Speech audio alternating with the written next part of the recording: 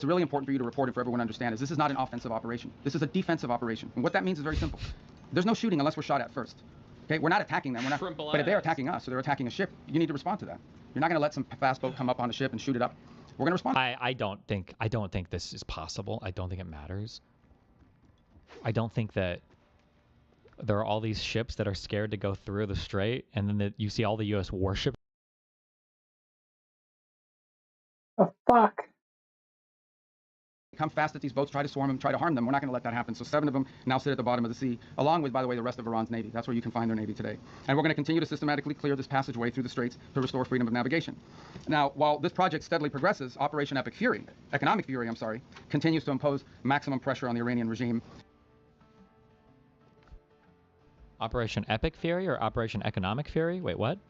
To systematically clear this passageway through the straits to restore freedom of navigation. Now, while this project steadily progresses, Operation Economic Fury, continues to impose maximum pressure on the Iranian regime and what remains of their already frail economy. Today, inflation in Iran is 70%.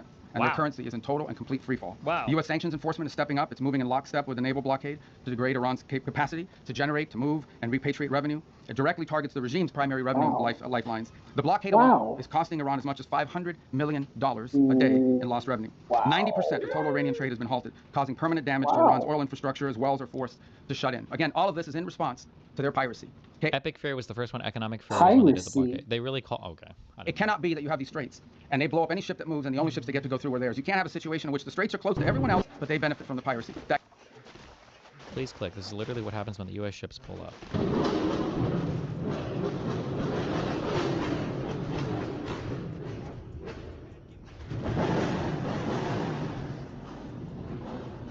Wow.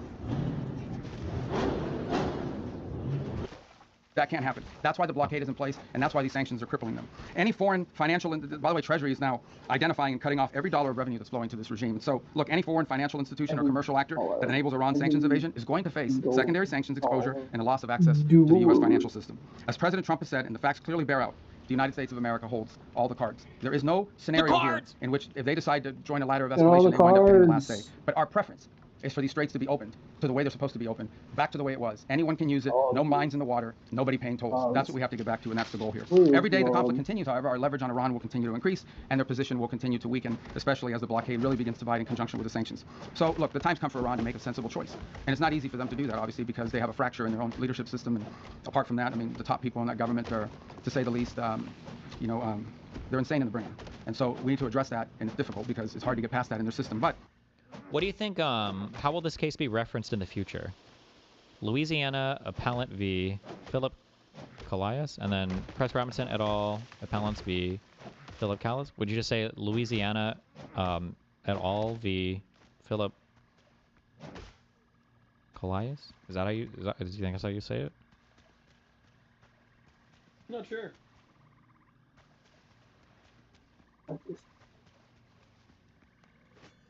It's important for them to make a sensible choice and the one that's right for their people. The president, our president, has proven time and again that his preference is peace. But Iran must accept the reality of the situation and come to the negotiation table and accept terms that are good for them but ultimately good for the world. The diplomatic path, if there's a real diplomatic path, I'm not sure it's going to be one, but if there's a real diplomatic path and we continue to explore it, Steve and Jared are working on that very hard. If there is one there, it could be one that leads them to reconstruction, to prosperity, and to stability, and to not posing a threat to the world. The alternative is growing isolation, economic collapse, and ultimately total defeat. I know what the right choice is for Iran. I hope that the people over there making decisions will make the right one. The last point I would make, and it really is important for them to understand this, is they really shouldn't test the will of the United States, at least not under President Donald Trump. He's proven time and again that he will back up what he says. And if they test him, ultimately they will lose. The hard way, the easy way, the long way, the short way, they will lose. And with that, it's time for your questions. So, Catherine, why don't we start with you first? Hi, Catherine Herridge. I'm an independent journalist. Secretary Rubio, have you seen any recent indications that Iran is willing to give up its nuclear weapons program that is credible, verifiable, and that would lead to an immediate de-escalation? Well, look, this is a long-standing problem for them, right? I mean, they have wanted, they have always said they don't want a nuclear weapon. That's because they've always said that, they just don't mean it. And why do you say, well, how do you know they don't mean it? Well, we don't mean it because they're doing all the things, and historically have tried to do all the things that you do if you want a nuclear weapons program. For example, they innovate and try to innovate long-range delivery missiles that now, in some cases, are capable of reaching much of Europe. They build these large underground centrifuges for enrichment activity. There are countries in the world that are involved in the enrichment business, but these guys do it in mountains and in caves and in hiding. They've always had secret components of their nuclear program undisclosed to the world, and we know for a fact that they retain highly enriched uranium at 60%, that they did so, and that has no civilian use, none, zero whatsoever. So they have an opportunity here to agree to something that will make it clear that they're not interested in. One thing is to say we don't want a nuclear weapon. Another thing is to do the things that prove you don't want a nuclear weapon. By the way, if what Iran wants is a civilian nuclear program for power plants and stuff like that, there are a lot of countries in the world that have that, and they don't enrich. They import the enriched material. You know, they could have that if that's what they wanted, but they're not acting like that's what they wanted. They're acting like they want a military, nuclear program. That's unacceptable. So that's the process we're engaged in now.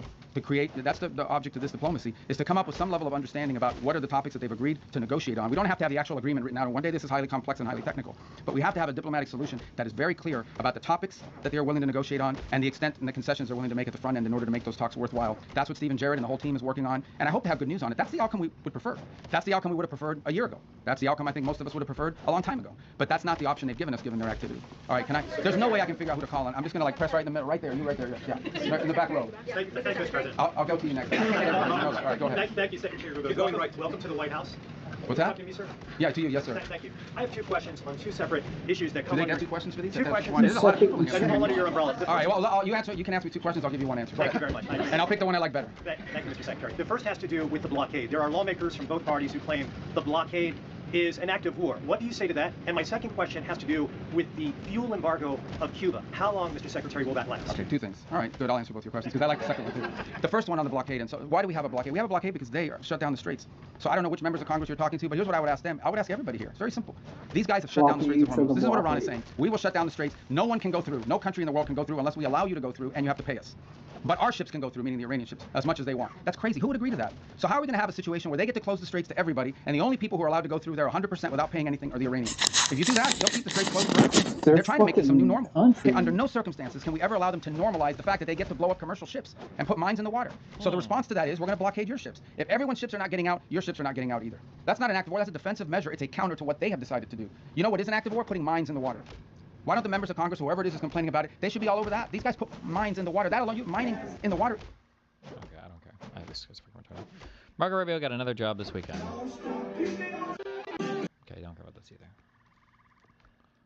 Ethan got some kind of legal win on his thing. I can't watch. These guys take forever to go over everything. I don't know what the actual legal win was.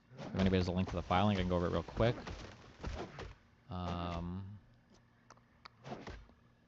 Mark Normand got canceled. For API month. Cancel. I don't care. I don't even know who that is.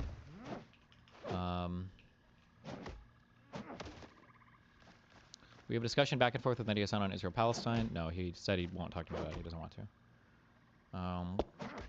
He said that to Josiah like a year and a half ago.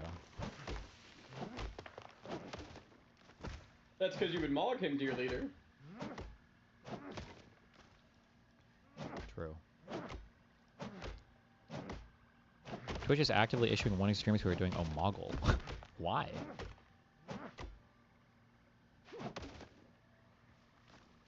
Chess influencer Grandmaster Nemo posted a video of a man swearing and flipping her off because he lost a chess game to her.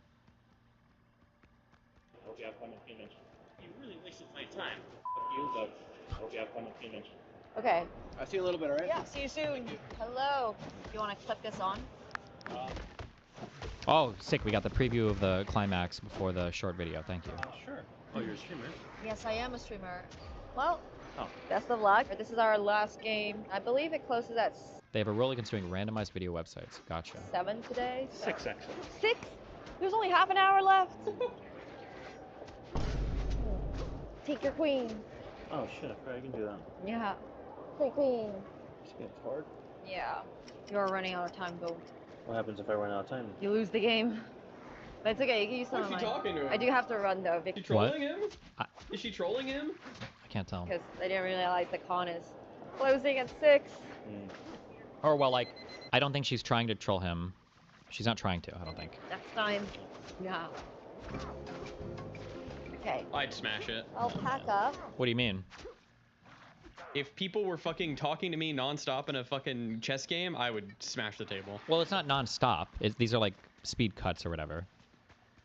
It seems like, also, when it's time, you lose. So it's very, very, very fucking awkward for you to not just lose. Like, he's sitting here thinking, like, she's going to give him more time. Yeah. It's... I don't know the context of this, but it sounds like he signed up for some fun chess tournament thing, not realizing that they were going to be really good players. Or she's here and signing up for, like, a random thing. And, yeah. While you make your move. You know what? I surrender. Are you sure? Okay. GG's. She's trying to be polite about it. She's like micro cringe, but like she's trying. I don't know. Like this guy is mega cringe. Alright. Took forever. Okay. Oh shit, he took the mic. Oh, hello. He took the microphone. It's alright, he forgot about that. So, he wanted it. Yeah? I feel like you really wasted my time. Oh, I'm so sorry about I that. was waiting. You told me after this person, and then another person comes in. I'm so sorry about that. That guy, you're like, oh, I'm gonna see you at dinner later. Yeah. God, I was waiting here for like half an hour. Can I... Rush through. Well, you're welcome to play out the rest of that game if you want to. I gave you that option. Okay, I'm so sorry about it. Is there anything I can make up for that? I can give you chess.com diamond membership or anything like that. Oh no! If you want, just not. Yeah, if you want one. Okay. Take a picture. I'm Yeah, gonna I'll give take you a that. second one as well. And heck, since you're the last person for tonight, take a picture of the third one. So then if you redeem these, you'll just have like 3 months free membership. There you go.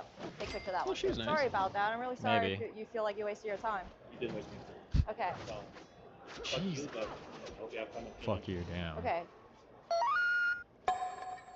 The guy there was so like cute, gave me the middle finger off, like he like checked, he wasn't on stream, gave me the middle finger, kissed me twice. Yeah. It's fucking chess, dog. Oh my god. I have nothing personal against this person. I have no idea who she is, but there it is. First off, I mean, I was just laughing at how ridiculous the video is because it doesn't offer any context. So there was no line there. I have no idea who this person is.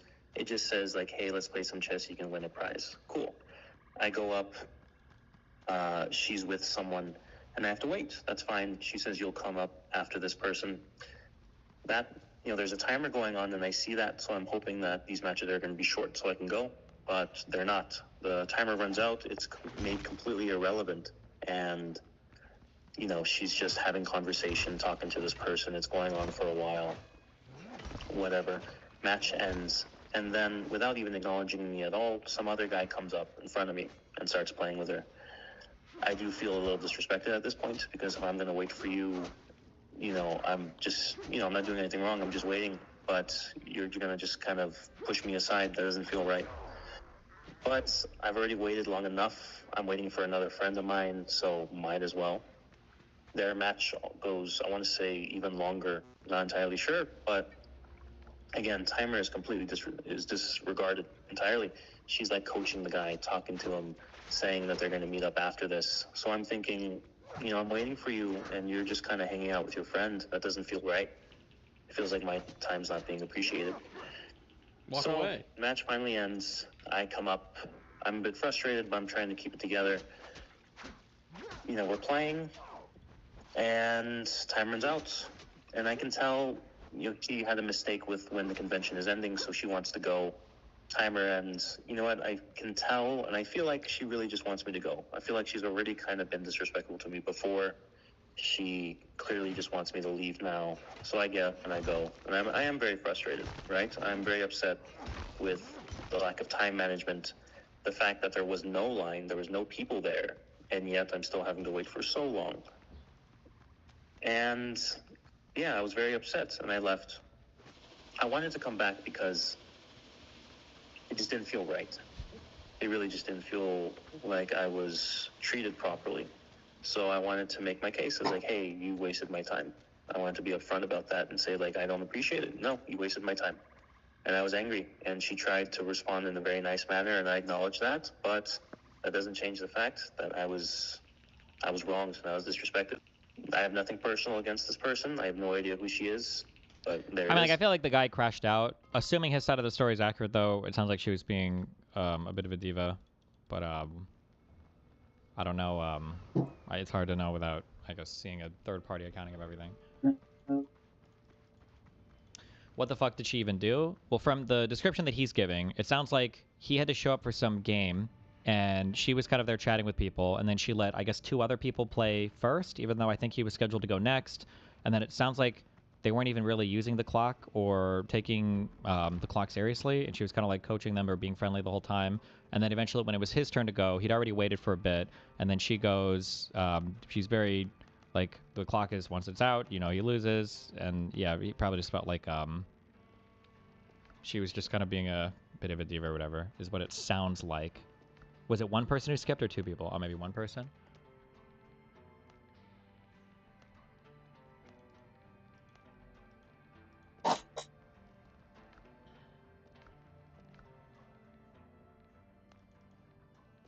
Rewatch the first part. It sounds like she was just set up playing people for prizes, something not like a scheduled tournament. Wait, really? Yeah, it was just, that's what it sounded like. There's like a sign that said like, come play me for a prize if you win. That's, oh, and that's crazy. Laughing at how ridiculous. Let me listen again then. That sounds I have nothing personal against this person. I have no idea who she is, but there it is. First off, I mean, I was just laughing at how ridiculous the video is because it doesn't offer any context. So there was no line there. I have no idea who this person is. It just says like, hey, let's play some chess. You can win a prize. Cool. I go up. She's with someone, and I. Oh. Oh, so this wasn't part of any other scheduled thing. Oh, never mind. This is just fucking retarded then. Have to wait. That's fine. She says you'll come up after this person. That, you know, there's a timer going on, and I see that, so I'm hoping that these matches are going to be short so I can go, but they're not. The timer runs out. It's made completely irrelevant, and, you know, she's just having conversation, talking to this person. It's going on for a while. Whatever. Match ends, and then, without even acknowledging me at all, some other guy comes up in front of me and starts playing with her. I do feel a little disrespected at this point, because if I'm going to wait for you, you know, I'm just, you know, I'm not doing anything wrong. I'm just waiting, but you're going to just kind of push me aside. That doesn't feel right. This is retarded. Yeah. But I've already waited long enough. I'm waiting for another friend of mine, so might as well. Their match goes, I want to say, even longer. Not entirely sure, but again, timer is completely disregarded entirely. She's like coaching the guy, talking to him, saying that they're going to meet up after this. So I'm thinking, you know, I'm waiting for you, and you're just kind of hanging out with your friend. That doesn't feel right. It feels like my time's not being appreciated. So. Yeah, it's the same shit over. Yeah, never mind. This is an insane. I thought that my time's not being. I thought he had like there was like a scheduled thing or whatever, and they were moving past it. But what do you mean my time's not being appreciated? Yeah, what the fuck? Match finally ends. I come up. I'm a bit frustrated, but I'm trying to keep it together. You know, we're playing, and time runs out, and I can tell, you know, she had a mistake with when the convention is ending, so she wants to go. Timer ends. You know what? I can tell, and I feel like she really just wants me to go. I feel like she's already kind of been disrespectful to me before. She clearly just wants me to leave now. So I get up and I go, and I am very frustrated, right? I'm very upset with the lack of time management, the fact that there was no line, there was no people there, and yet I'm still having to wait for so long. And yeah, I was very upset, and I left. I wanted to come back because it just didn't feel right. It really just didn't feel like I was treated properly. So I wanted to make my case as like, hey, you wasted my time. I wanted to be upfront about that and say, like, I don't appreciate it. No, you wasted my time. And I was angry, and she tried to respond. Even if that was her only side event, she was in front of the line. She was in the front of the line, so why did he get skipped over? I mean, even if he did get skipped over and it was kind of rude, this is like a thing that you get like miffed about for like 5 seconds and then just walk away and leave. Like what? In a very nice manner, and I acknowledge that, but that doesn't change the fact that I was wronged, and I was disrespected. I was wronged. Okay, I don't know. This guy just... That's like a future stalker. I don't know. Or he might already be a stalker. He might have the tism. And I don't mean that in like a mean way. Это суслив мангал.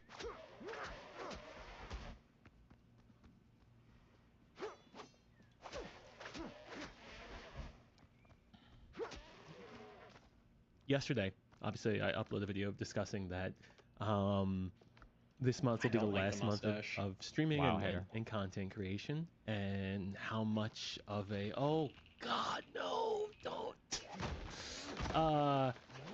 how much of an impact that's had on my life, and how Anthony and Chill Chaos are pretty much inseparable.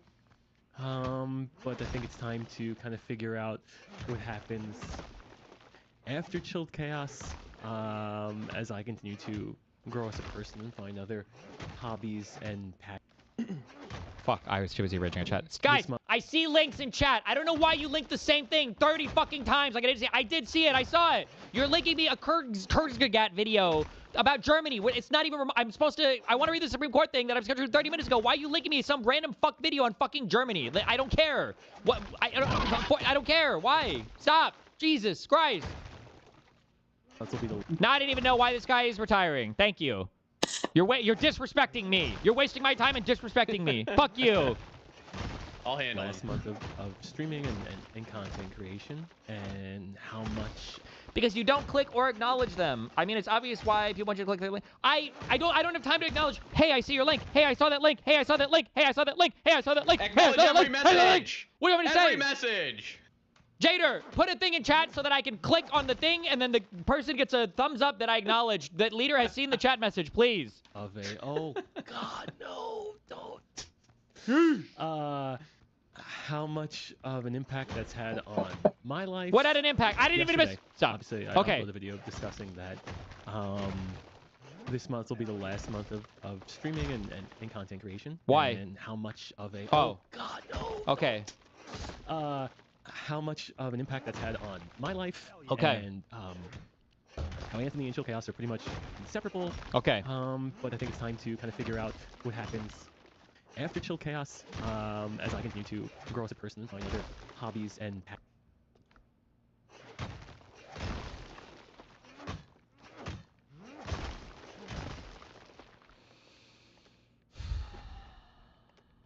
This guy used to play with Hutch like 10 plus years ago? Oh, so you're saying that Hutch completely fucking abandoned him. And he's a bad friend. And it's Hutch's fault. Yeah, Hutch did this shit. That's what I heard.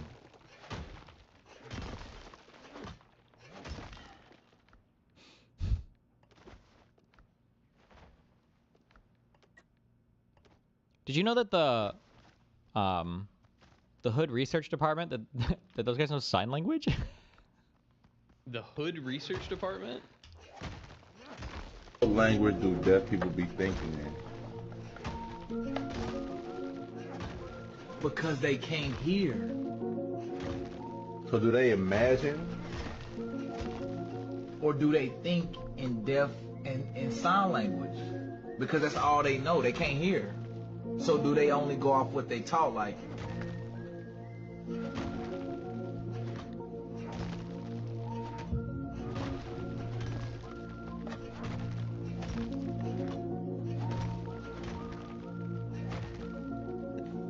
Did they learn it for a bit? Well, I picked it in college, I guess. Oh, nice. I don't think I understand. We took 4 years of sign language in college. I think it's the What easiest language do- foreign language. Oh, really? you can How get. much do you speak? Un petit peu, français. Je parle. This guy is going to be a movie maker when he grows up. I can tell. So this is regular people with road rage. Hey, fucking beep beep, watch where you're going, asshole. Oh, you want me to pull over? Oh, I'm okay. No, I don't want to pull over. I'm good. Versus me when I'm on the road. Hey, what the fuck? Watch where you're going, man. This is a school zone. You could have killed a kid. Oh, you want me to pull over? All right, fine.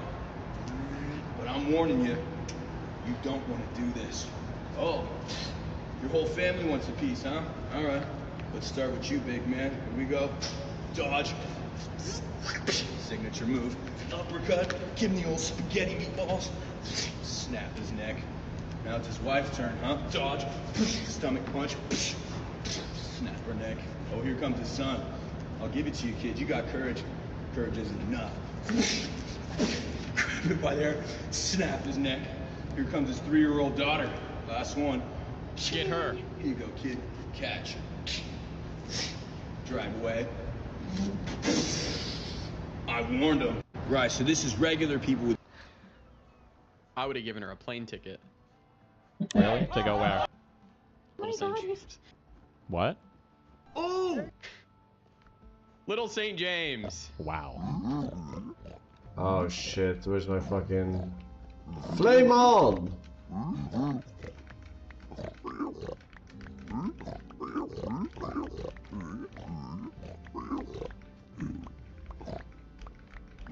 This is funny to Tiny, by the way. You don't want to see the lowest of slop that I think is funny, okay? Open up your reels. Now you're gonna watch one. Yeah. Oh shit. Well, this is from my main account, so I don't think the algorithm's the same. Hold on. Now you're gonna watch. Now you're gonna watch a real slopper.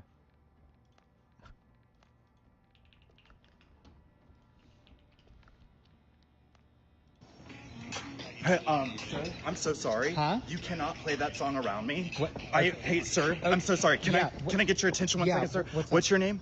Craig. Okay, Greg. I'm so it's sorry, Craig. but I have a freaking health condition, Okay. and I can't hear hot, sexy music like Promiscuous Girl. Yeah, Okay? I just Look, curs are coming. Yeah. This is so dangerous. Okay, I'm on a walk. So you're saying no music anywhere in the neighborhood? Sir, if you can just please respect your neighbors. Yeah, I okay? am, dude. I'm You're- dealing with a health condition. There's a sign. Okay, Okay. there's literally not. All right.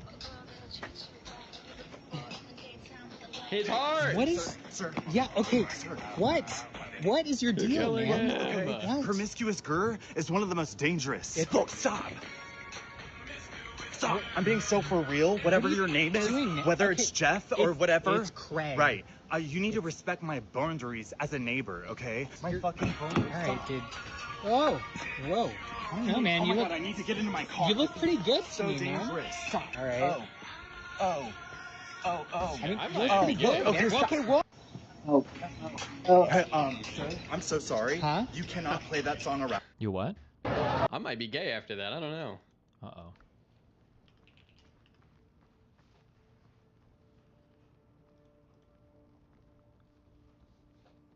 Fuck. What's that? Does anybody have that Olivia Juliana article where she's labeled as a progressive? What the fuck was the name of that article? Does anybody remember? Tyler 1 emotionally cracked.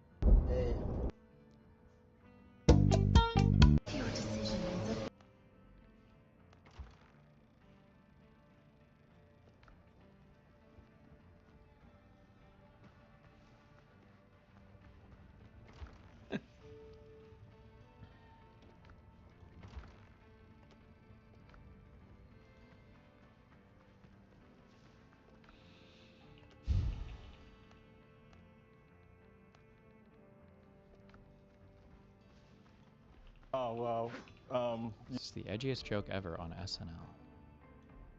yeah. Okay. Thank you, Kem Lord the Great. Before God, I SNL continue, sucks. Golden State Warriors head coach Steve Kerr is here with his family.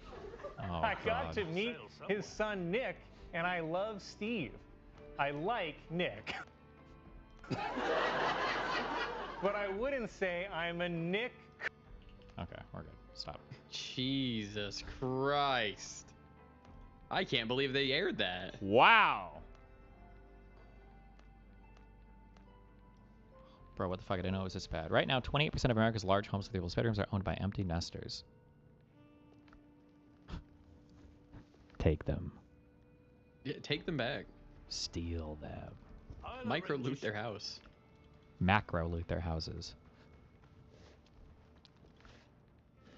Taku, taku, taku, taku, taku, taku.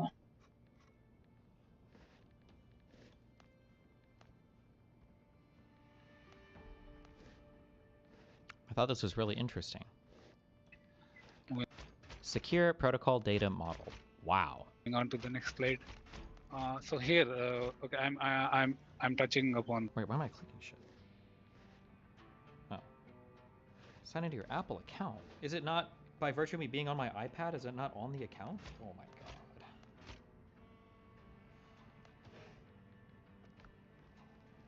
god. What? Just clear my throat. Mm-hmm. I might have to go to the corner store and get some tortillas. Why? Because we're out. Go to Mamdani's store by the official New York City grocery store tortillas. I'd just micro loot it. Whoa!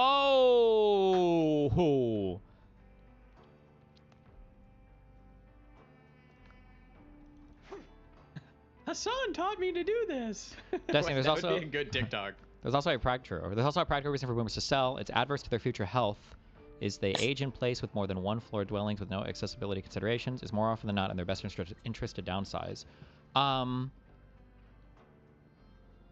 I don't know what this actually means. 20% of America's large homes with 3+ bedrooms are owned by empty nesters. I'm sorry, I assumed that they moved and they rent that home out. I guess they could just still live there, actually. I didn't even consider that, I guess, yeah. But yeah, no. This is why, I think it's a phrase, there are certain phrases I use on stream that trigger the fuck out of you. One is overconsumption of housing, and another one is overconsumption of healthcare, because people believe that those two things are both not possible. But they absolutely are. Yeah, people don't adjust their consumption of homes based on their living situation sometimes. They just upgrade, and when they're at a certain point, you never want to downgrade.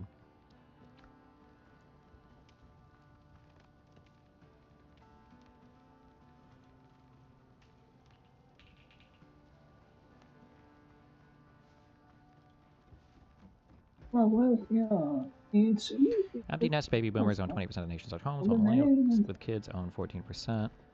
Because affordability is better when they're young, there's no financial settlement on most boomers own homes, free and clear, and most have a mortgage of a low rate. The landscape has transformed in the last decade, 10 years ago, and just like assumptions. Well, the thing called crocodile. Empty nest baby boomers own 3 in 10 large homes. I wonder how many of them even live there.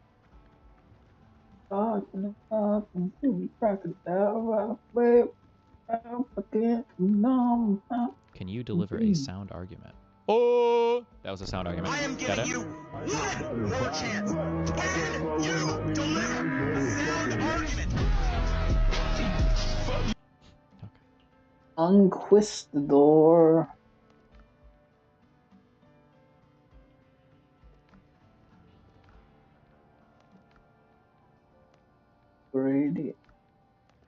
Upgrades. Okay, hold on. I'm trying to get my iPad to work. What the fuck? Upgrades.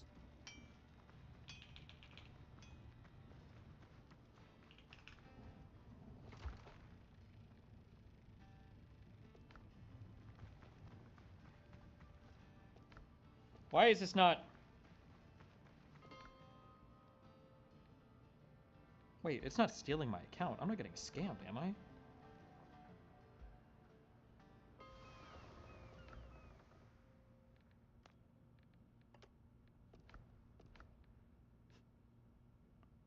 No. No. There can't be bad apps. It's Apple.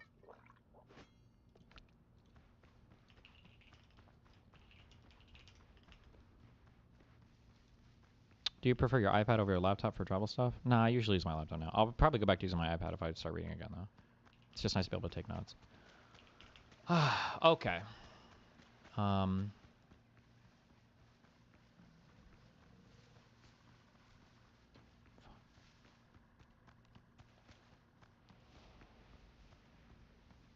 Holy shit. What do they get to the lawsuit thing at all here? Oh, legal victory. Suit updates. Okay. We'll listen to this real quick. Let's set this up. I don't remember if I mentioned this on Friday. I don't believe I did. The Snarkers were attempting to file a motion to quash on our subpoena to Reddit and Discord for their identity so that we could sue them, serve them even. And we've gotten to this really outrageous legal battle, in my opinion, where they've filed like thousands and thousands of pages of stuff trying to make me look. Wait, hold on. What? Just remember one. Hey man, I was made aware of this clip on your podcasts, and I just wanted to address it real quick. That's great. That's when Machinima freaked out and they started like slandering Maker a lot. I don't know if it's still on the internet. It was so long ago. I just remember one. Oh, Maker became the game station, not Polaris, I think. Maker Studios, maybe. But okay, I remember. One of the one of the Machinima people, I want to say it was Hutch. Uh-oh. But I might be mistaken because this was so long ago. It got shady. Where he called me a shady doucher. Whoa. Because we Hutch were. did? I think it was Hutch, and I don't necessarily want to like die on that hill. I'm anti-Hutch. I don't want to die on that hill because it's so long ago, and I can't find the Don't tweet worry. online. I think they deleted it, so I'm Mike, Hutch is a loser. It's true. But anyways, Anybody who's trying to take advantage of talent and not doing a fair split with them are losers. Yeah. Because they're untalented. All they are banking, rolling in the money. They don't. I wasn't a fan. I don't know. I That. don't even know what content he does. I have No, no idea. I'm not but, a fan. I'm not a fan of douchebags Wasn't Hutch always talent? He was never a manager, was he? I don't know. who take advantage of talented people. Okay, so anyways, they called me a shady doucher, and then they went into panic mode at Machinima. Oh, this is brutal. So first of all, I want to say that nothing you said was untrue right there. At the time that happened, I don't know how to. I looked. He was in the main office, remember it? Oh, was he? Was he an employee of Machinima? Also, damn, talk about bringing up, like, beef from 20 years ago? 15 years ago? God damn. Back on that time, I made a YouTube video after the fact and expressed that I had regretted that, like, very deeply. And I was thankful because I think Total Biscuit actually showed up in the replies of that video and said, you know, like, no worries, mate, or something like that, which that made me feel like a lot better because I did think about that time and I was just like deeply embarrassed for how I behaved. So I think you have every right to use that language about the way that I composed myself back in the day. If it's worth anything to you, I am like truly sorry for saying that about you at the time. I really did not know much about you. To be honest with you, I was not involved or aware of like the back end stuff that Machinima was doing. I was just on production, and like I think I just looked at you guys like a threat, and I think that you guys, like, it freaked me out because Machinima was like the only game in town, and I was like one of the faces of the company at the time, and so I took it as a personal threat. But really, that it was just like deep insecurity and, you know, like complete unprofessionalism, immaturity. So I don't think you're out of pocket for this clip. Okay, whatever. Look bad and whatever, yada yada. Anyway, we won. That didn't work? It didn't work. Oh. We won, and the judge actually, in her ruling, was rather scathing, if I may say so myself, because the mods they were pursuing not just a quash on the subpoena, but also a protective order. So they said like, we are so scared for our lives and our well-being that Ethan should never be able to utter our names because we're afraid for our lives. We can't sleep. We can't work. We're afraid for our reputation. Our families are going to hate us. And and of course, we're all thinking like, well, if what you said is so bad that your friends and family will never look at you the same again, kind of a self-report, right? But listen, I emphasized then, and I re-emphasize that, even basking in victory, that I was never my intention to dox anyone, nor do I intend for anybody to do that. It's simply just to get an identity so that I can serve them lawsuit papers for stealing my beloved intellectual property. I slaved away on that video. I worked so hard on that video. It's mine, and you took it. So anyway, the judge basically denied their protective order and their quash, and also said something that's actually going to be pretty devastating for Denham's case. She said she didn't make a fair use distinction, but what she did say is that she believes that Denham's watch party was more of a hate-watching party, and with the intended purpose of trying to deprive us of monetary and rightful gains. So essentially, how would the The judge said that, or judge come to that conclusion? She watched it. Oh, okay. Yeah. It's because it's what Denham said it was. Yeah. Oh, okay. Yeah, got it. Right. Yeah, she watched it. Yeah, she just looked at it. Yeah. And Yeah, so, that was a wild thing So to one of the and I can't get over the fact that again, Denham's refers to her stream as a watch party, and in my first legal victory against Matt Haas, the judge, in her opinion, explicitly states that she does not believe that watch parties are fair use. Right. And then Denham's went and said, "I'm doing a watch party." It's almost like poetic how it all ties together. My first legal case, which is precedent, is now informing my second. I would have to. I don't know. I would have to read the filings to trust any of this. Because I feel like she's talking about like a ruling on a motion to dismiss or something, and on those, the judge is going to rule against the movement, accepting everything to be true as alleged by the opposite party. But I don't know. I don't know what is that. Why the fuck is this weird? What's going on? Why does it look like this? Stop.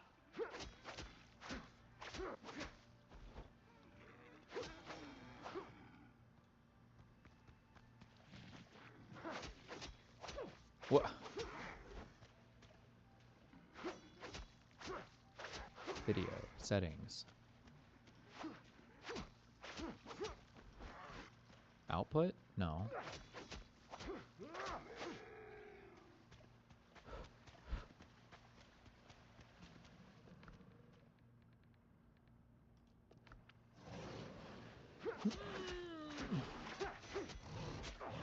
Oh, come on. Why is it being like this? What does this do?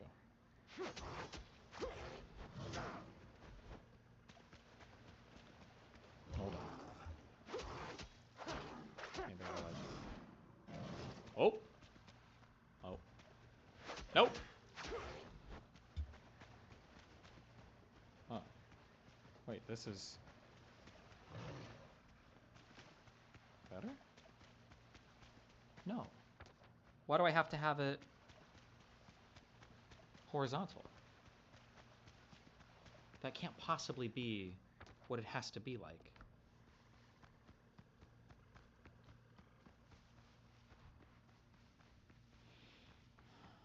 Settings. Stop. Capture.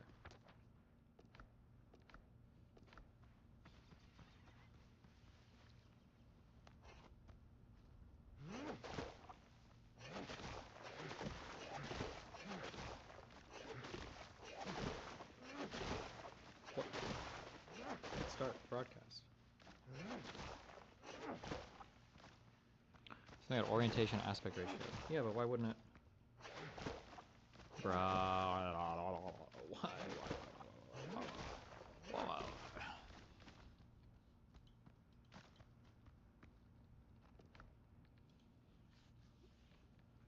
Okay, hold on. Close the whole program. That's definitely gonna fix it. Close. Oh, it's still broadcasting. Stop.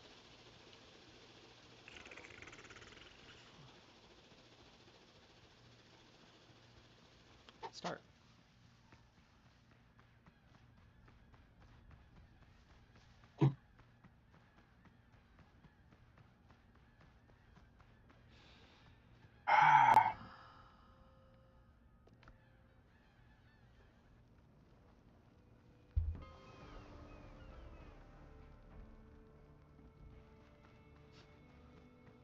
Okay.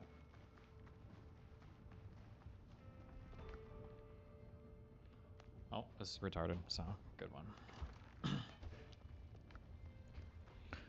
Does the Vesta board update when you aren't live? Nope!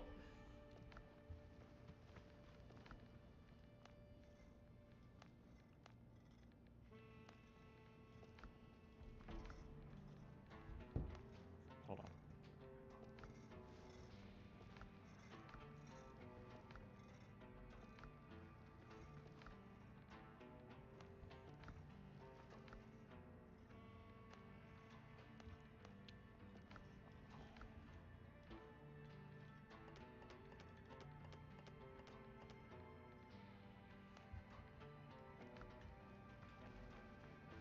How fucking annoying.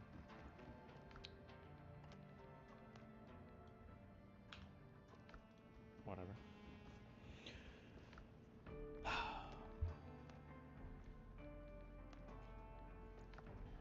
Okay. Supreme Court of the United States of America. Louisiana v. I don't know what this is. Calais? Gaiais? I don't know what the fuck this is, but appeal from the United States District Court for the Western District of Louisiana. Argued. I imagine that means oral arguments. On October 15th, 2025, decided 6 days ago. Done. 7 days ago. April 29th, 2026.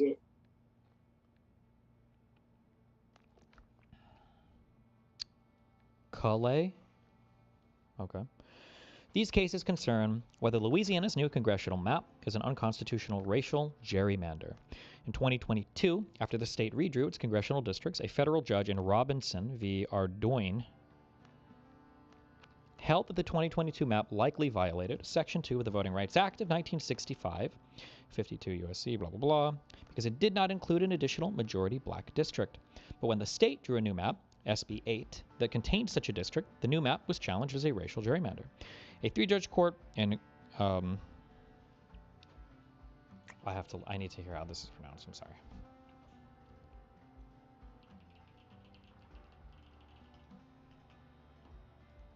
Louisiana v. Callis is a test Callis? The Daily Signal. case, but the real The Supreme Court of the United States gutted the Voting Rights Act today. 6 justices, 1 ruling, 60 years of civil rights progress upended.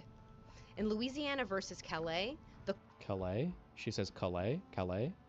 People are talking about the latest Supreme Court ruling on the Voting Rights Act incorrectly. The Voting Rights Act was not gutted. And some people may say that this is just my pedantry talking, and it totally is, but there's a purpose to it. I think it's important that we understand exactly what happened here, because that is what is going to allow us to recognize where the problem actually lies and how we actually fix it. The largest vulnerability in our system is not Say the case! The Supreme Court. We will hear argument first this morning in case 24-109, Louisiana versus Calais, and Calais. All right, I'm going to say Calais.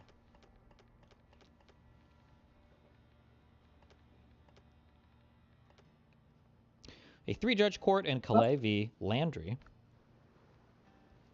held that SB 8 violated the Equal Protection Clause of the 14th Amendment, and the state appealed to this court.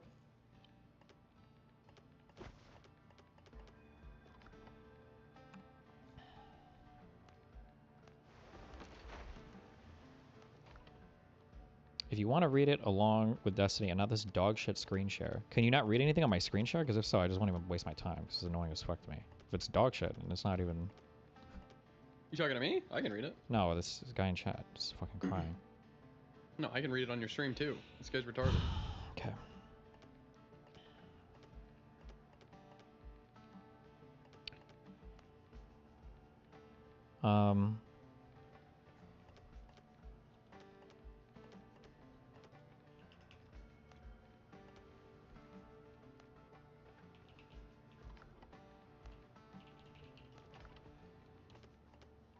Let's just read this real quick.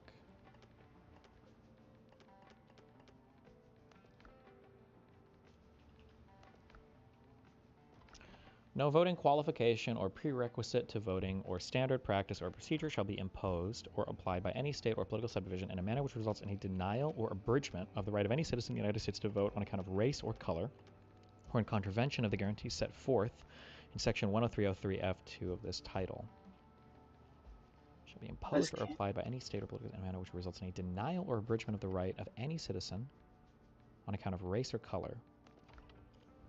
A violation of subsection A is established if, based on the totality of circumstances, it is shown that the political processes leading to nomination or election in the state or political subdivisions are not equally open to participation by members of a class of citizens protected by subsection A, and that its members have less opportunity than other members of the electorate to participate in the political process and to elect representatives of their choice, and the extent to which members of a protected class have been elected to office in the state or political subdivision is one circumstance which may be considered, provided that nothing in this subsection establishes the right to have members of a particular class elected in numbers equal to their...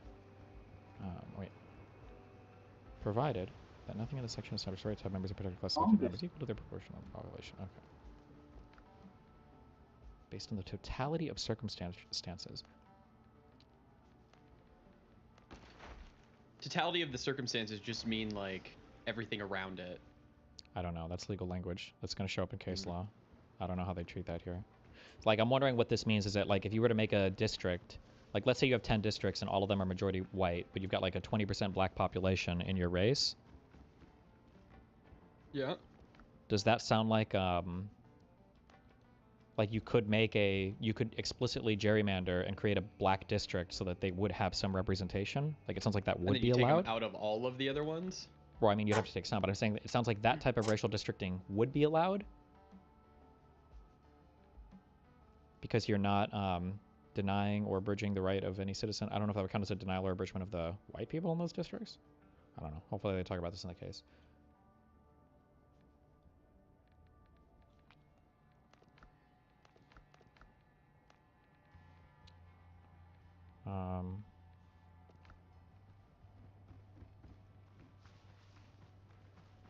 Violation of subsection A is established if, based on the totality of circumstances, it is shown that the political process leading to nomination or election in the state or political subdivisions are not equally open to participation by members of a class of citizens protected by subsection A. And that is members of less opportunity than other members of the electorate to participate in the political process and to elect representatives of their choice.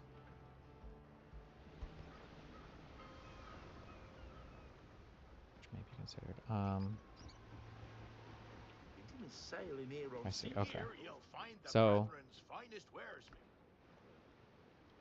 you want a drink? Put along then. He doesn't dilute his rum with fish. Okay. This doesn't belong in a museum. Based on the totality of circumstances, I think means that you can violate subsection A without doing it deliberately. So if I were to create a bunch of maps, and I were to base my district maps based on the number of rap music downloads, and doing that, I'm able to eliminate all black districts or something like that. I don't know. That would be considered a violation, I think, of this section, because I didn't say black people, but I found a way to target black people or something like that, right? That would make sense. Yeah. I believe that's what this means here. Because you're still targeting them. Kind of, yeah. Or you, in effect, if you consider the totality of circumstances, you've essentially abridged their right for that. Okay, I think. All right.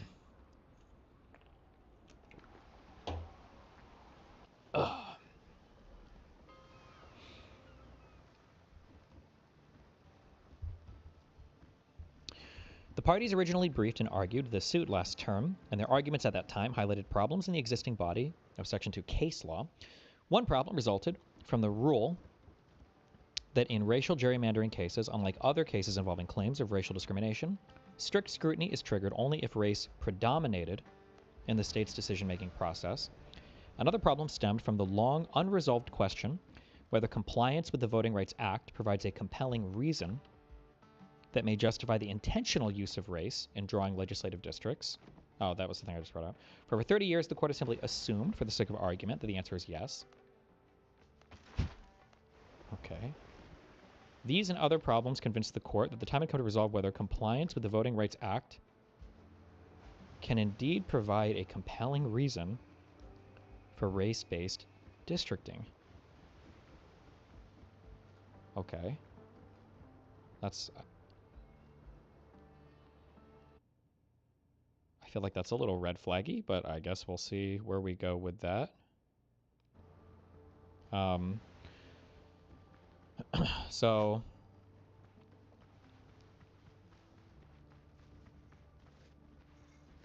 one problem resulted. Okay, so up here, this is just saying that one problem resulted from the rule that in racial gerrymandering districts, unlike other cases involving claims of racial discrimination, strict scrutiny is triggered only if race predominated in the state's decision-making process.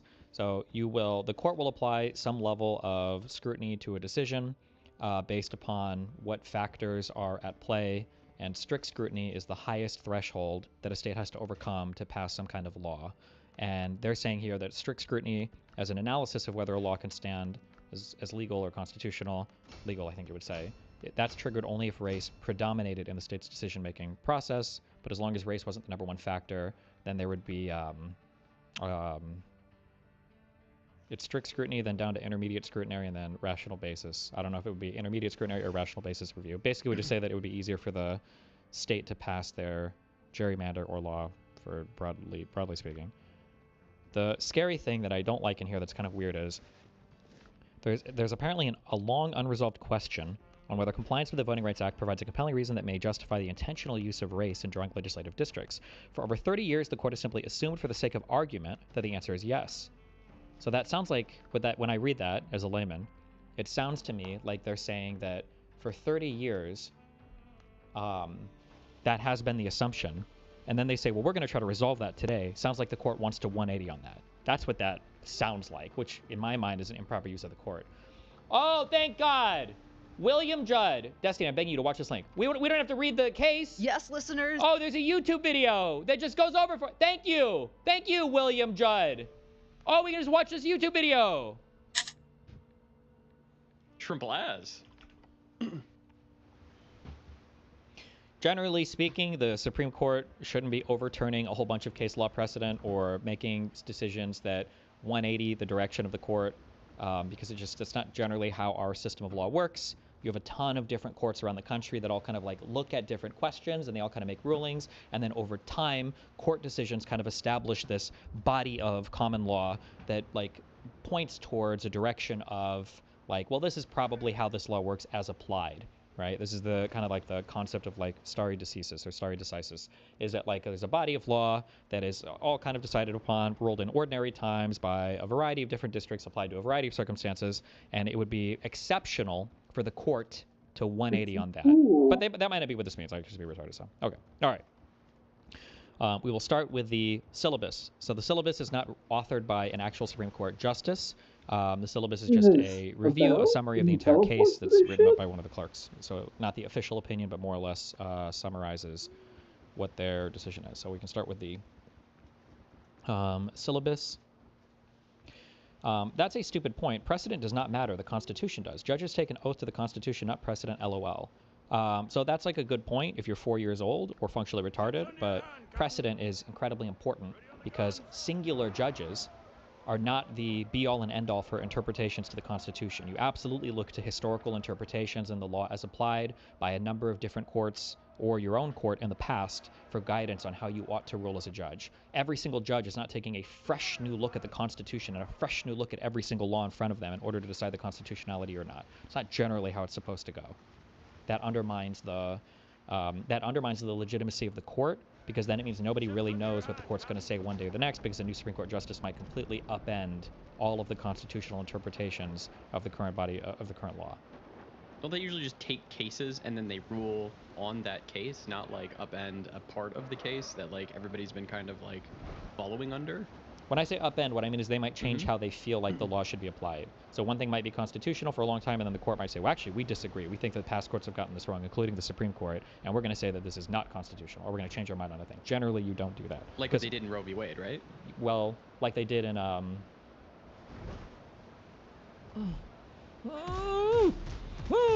Fuck, what was it called? I can't remember the name of the case. God damn it! Dobbs, yes. Dobbs was overturning Roe and Casey, yes. Generally speaking, you don't do... stuff like that. That's why it's a landmark case, right? Like where people yeah, are like, or they'll call it a watershed case. Yes. Got it. So Plessy shouldn't be overturned because it was law for 80 years. So one of the big reasons why they give for overturning Plessy was because I'm just making sure I'm not fucking this up. Plessy is where the separate but equal doctrine came from, correct? Yes. One of the big reasons why, if you read Brown v. Board of Education, it's like a 12-page opinion, very easy to read.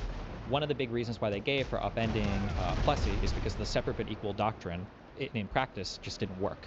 And part of the arguments that litigants were making was, look at the disparate outcomes, look at the disparate opportunity between black schools and white schools. Separate but equal as applied is not actually working here. That was one of the reasons, I think one of the biggest reasons, that they overturned Plessy.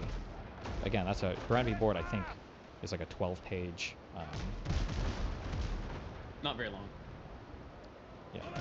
I'm referring to SCOTUS. Any SCOTUS judge that makes a ruling based on precedent rather than actual constitutional interpretation is moronic. I don't know what to say to you. That's just not how judges. That's just not how constitutional law is viewed in the United States by serious people. I don't know what I'm saying. Sorry. Okay. You're welcome to your opinion though. Okay. Because the Voting Rights Act did not require Louisiana to create an additional majority-minority district, no compelling interest justified the state's use of race in creating SB 8, and that map is an unconstitutional racial gerrymander. The Constitution almost never permits a state to discriminate on the basis of race, and such discrimination triggers strict scrutiny. The court's precedents have identified only two compelling interests that can satisfy strict scrutiny: avoiding imminent and serious risks to human safety in prisons, and remediating specific identified instances of past discrimination that violated the Constitution or a statute. Okay.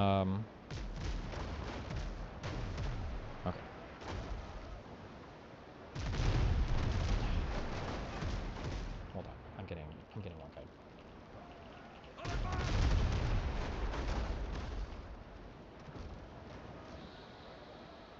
So this is saying like, we agree that if you're in prison and you're gonna get fucked over by like the gang of whites, like we can segregate you.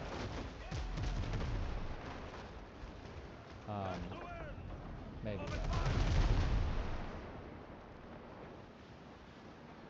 I'm getting one by a guy by an actual retard in chat. False. That isn't Brown v. Board opinion. LOL.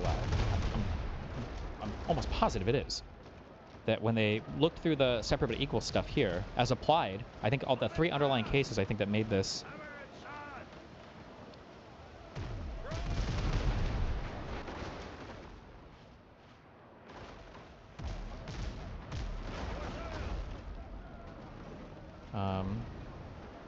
Status publication. In the South, the movement towards free common schools supported by general taxation had not yet taken hold. Education of white children was largely in the hands of private groups. Education of Negroes was almost non-existent, and practically all the race were illiterate.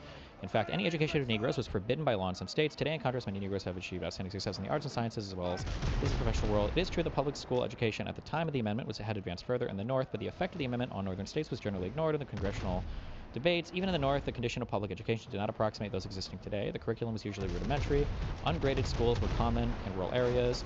The school term was but 3 months a year in many states, and compulsory school education was virtually unknown. As a consequence, it is not surprising that there should be so little in the history of the 14th Amendment relating to its intended effect on public education. In the first case of this court construing the 14th Amendment, decided shortly after its adoption, the court interpreted it as prescribing all state-imposed discriminations against the Negro race. The doctrine of separate but equal did not make its appearance in the court until 1896 in the case of Plessy v. Ferguson. Involving not education but transportation. American courts have since labored with the doctrine for over half a century. In this court, there have been 6 cases involving the separate but equal doctrine in the field of public education. Cumming v. County Board and blah blah blah. Okay.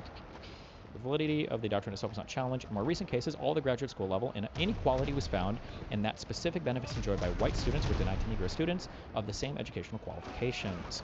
Then there's some cases here. In none of these cases was it necessary to re-examine the doctrine to grant relief to the Negro plaintiff. And in Sweat v. Painter, the court expressly reserved a decision on the question of whether Plessy v. Ferguson should be held inapplicable to public education. In the instant cases, that question is directly present here. Unlike Sweat v. Blah, there are findings below. The Negro and white schools involved have been equalized or are being equalized with respect to buildings, curricular qualifications, and salaries of teachers, and other tangible factors. Our decision, therefore, cannot turn on merely a comparison of these tangible factors and the Negro and white schools involved. In each of the cases, we must look instead at the effect of segregation itself on public education. In approaching these problems, we cannot turn the clock back to 1868 when the amendment was adopted, or even in 1896 when Plessy v. Ferguson was written. We must consider public education in light of its full development and its present place in American life. Today, education is perhaps the most important function. Compulsory school education. Today's principal instrument, blah, blah, blah. Because the question is to segregation of children in public schools solely on the basis of race, even though the physical facilities and other tangible factors may be equal, deprive the children of the minority group of equal educational opportunities. We believe that it does.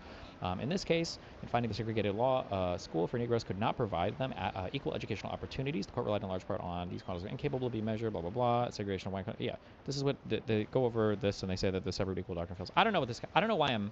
I don't know. Okay. Stop. Okay. I don't know why I'm getting one guy. Okay. Stop. Okay.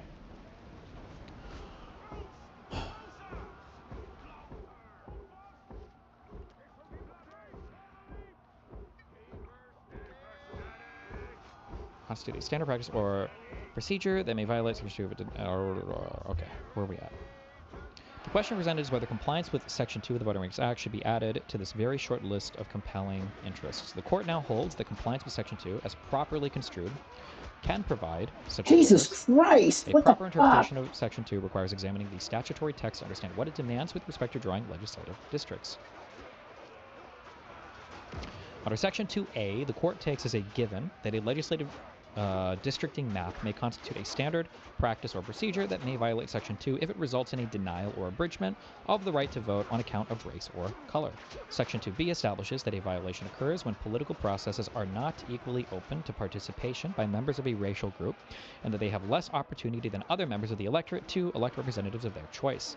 The key concept is less opportunity than other members of the electorate, which sets a baseline against which to assess the opportunity of minority voters. That baseline, the opportunity that any given group of voters has to elect their candidate of choice, depends on the voting preferences of other voters in the district. The key concept is, well, I shouldn't interrogate this too much because it's just the syllabus, but that baseline, the opportunity that any given group of voters has to elect their candidate of choice, depends on the voting preferences of other voters in the district. I don't know why that would be true. For example, in a district where most voters prefer Democratic candidates, a Republican voter in that district will have a low chance of securing the election of his or her preferred candidate. The roster of voters who end up in a given district depends, in turn, on the districting criteria the state uses to draw a legislative map. Thus, the opportunity of these members of the electorate to contribute their votes to a winning cause is whatever opportunity results from the application of the state's combination of permissible districting criteria. That is what a randomly selected individual voter and group of voters can expect regarding their opportunity to elect their preferred candidate. Under Section 2, a minority voter is entitled to nothing less and nothing more. Okay. Destiny, Does look this up... mean because, like... Sorry. Destiny, look up originalism versus textualism versus living constitutionalism. None of that means anything, and none of it matters. These are all memes that literally mean fucking nothing. I promise you they don't. What were you asking? Does this mean because they can elect their representatives through like a state legislature / governor that they're not really worried about the maps? God. Is that what I'm picking up on in this paragraph? It sounds like what the argument... I don't want to Yeah. get into this too much because it's just the syllabus, but it sounds to me like what the argument here is, let's assume that every single black person is relegated to a district where they're like a super duper ultra minority or something. But let's say that they all vote for a Democratic candidate, and let's say the Democratic candidate like ends up winning. It sounds like they're saying then, well, basically, since they got to vote on the person who won anyway, then it's fine. That's what it sounds like the argument is here. But Yeah, okay, I'm seeing that. that sounds really silly to me, but that might be, I don't know. But again, this is just a syllabus, so that's how it's summarized, so maybe Alito will make a better argument. I don't know. This interpretation is the best reading of the statutory text and ensures that Section 2 of the Voting Rights Act does not exceed Congress's authority. Under Section 2 of the 15th Amendment, which confers on Congress the power to enforce the amendment by appropriate legislation. As the court has long held, the 15th Amendment bars only state action motivated by discriminatory purpose. So a law that seeks to enforce the 15th Amendment by prohibiting mere disparate impact would fail to enforce a right that the amendment secures. So a law that seeks to enforce the 15th Amendment by prohibiting mere disparate impact would fail to enforce a right that the amendment secures. So the amendment secures the right to... Let's look at the 15th Amendment real quick.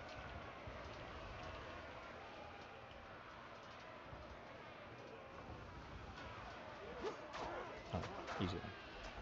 The right of citizens in the United States to vote shall not be denied or abridged by the United States or by any state on account of race, color, or previous condition of servitude. And the Congress shall have power to enforce this article by appropriate legislation. Okay, so the court has long held the 15th Amendment bars only state action motivated by discriminatory purposes. Okay. So a law that seeks to enforce the 15th Amendment by prohibiting mere disparate impact would fail to enforce a right that the amendment secures. Oh, jeez.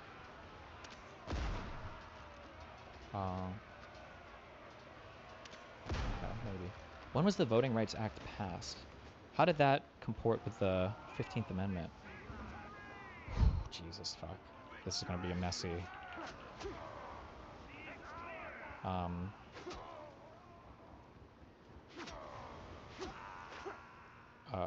we're not talking. There are no more additions when we talk about voting. I'm sorry. For Voting Rights Act, we're just talking about the 65 one. There's not like another like addition in 97 or some bullshit, right? We're just talking about. Okay. I wonder what the debate was at the time relating to the Voting Rights Act and the 15th Amendment. The amendment they're addressing is from 1982. What?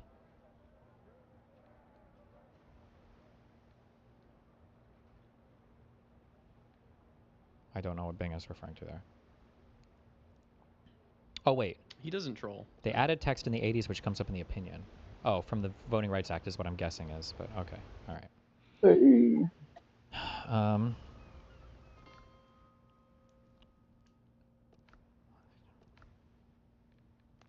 That is never appropriate because Congress cannot enforce a constitutional right by changing what the right is.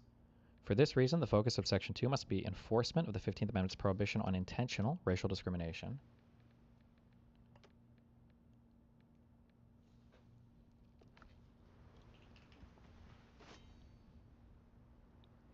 When Section 2 of the Act is properly interpreted, it imposes liability only when circumstances give rise to a strong inference that intentional discrimination occurred. Properly understood, Section 2 thus does not intrude on states' prerogative to draw districts based on non-racial factors, including to achieve partisan advantage. In short, Section 2 imposes liability only when the evidence supports a strong inference that the state intentionally drew its districts to afford minority voters less opportunity because of their race. Not only does this interpretation follow from the plain text of Section 2, but it is consistent with the limited authority that the 15th Amendment confers. Voting Rights Act, Section 2. How is this going to be a fucking huge read if I look this up, or? Oh no, this is just the thing that we read, Section 10301. I see, okay.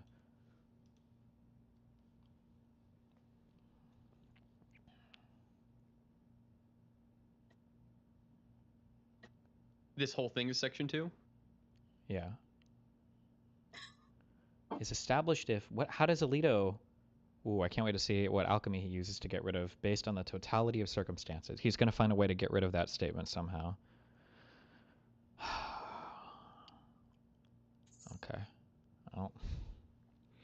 Because he's saying here that Section 2 of the Voting Rights Act would only apply when there is a... Where's my highlighter? Is this one the highlighter? Draw shapes. No. Highlighter. From the syllabus, it's saying Section 2 imposes liability only when the evidence supports a strong inference that the state intentionally drew its districts to afford minority voters less opportunity because of their race. But it sounds like Section 2 doesn't only require on intentionality. It sounds like it calls out explicitly totality of circumstances. But maybe he's going to view that differently or something. I don't know. We'll see.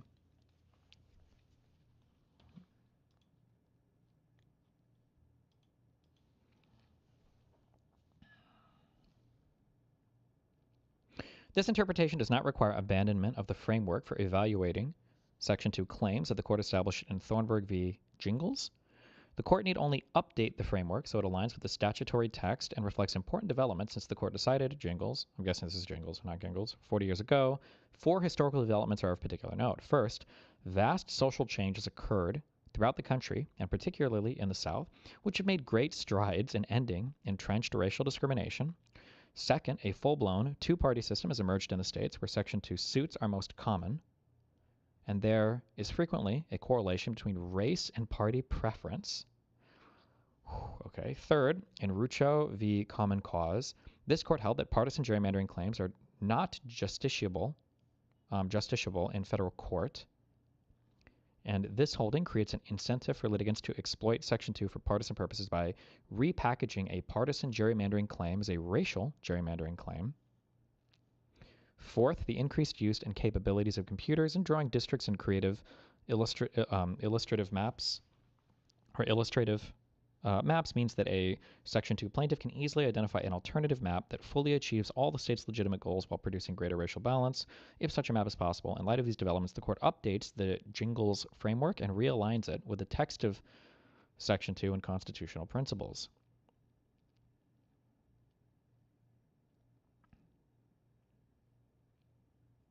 Fuck.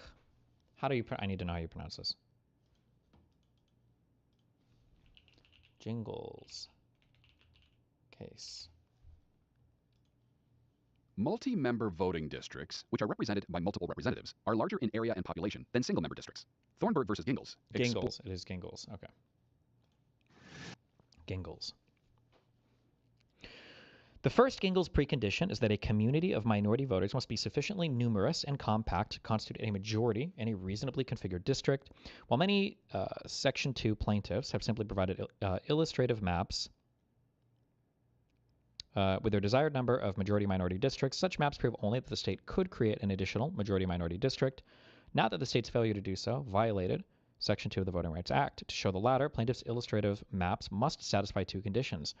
Plaintiffs cannot use race as a districting criterion in drawing illustrative maps. Is it illustrative or illustrative? Illustrative. and illustrative maps must meet all of the state's legitimate districting objectives, including traditional districting criteria and the state specified political goals.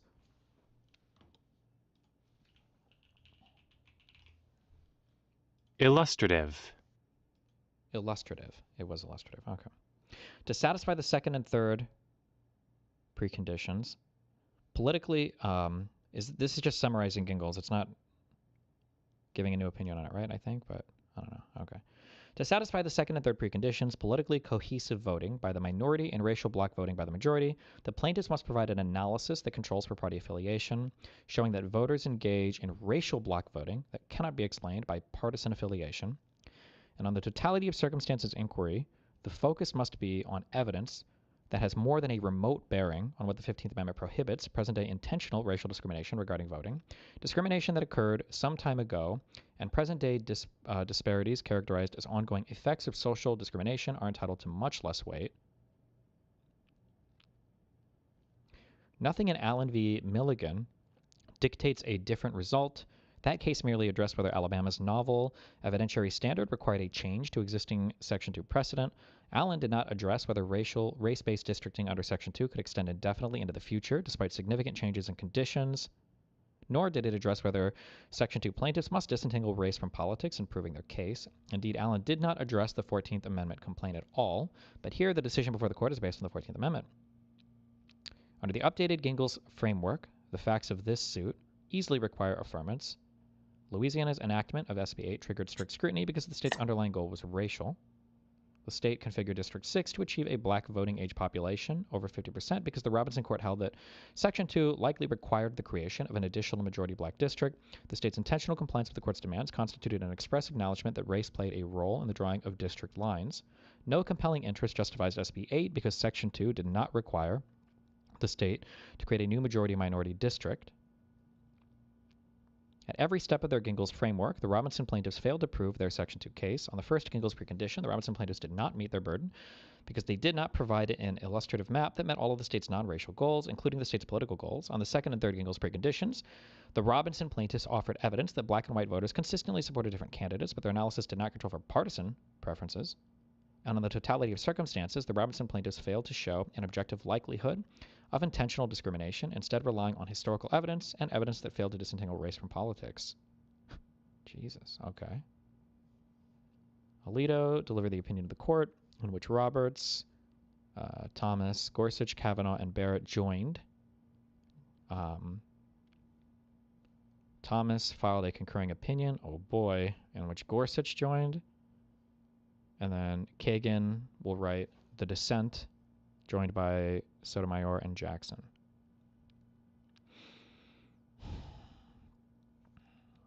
Oh boy. Is it normal to get that many, to get 3 opinions? You can get a ton. You can get 9 opinions, depending on they can how all contentious go? the case is, yeah.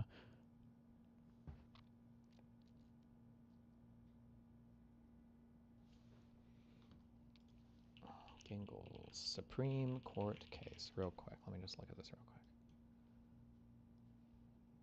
1986.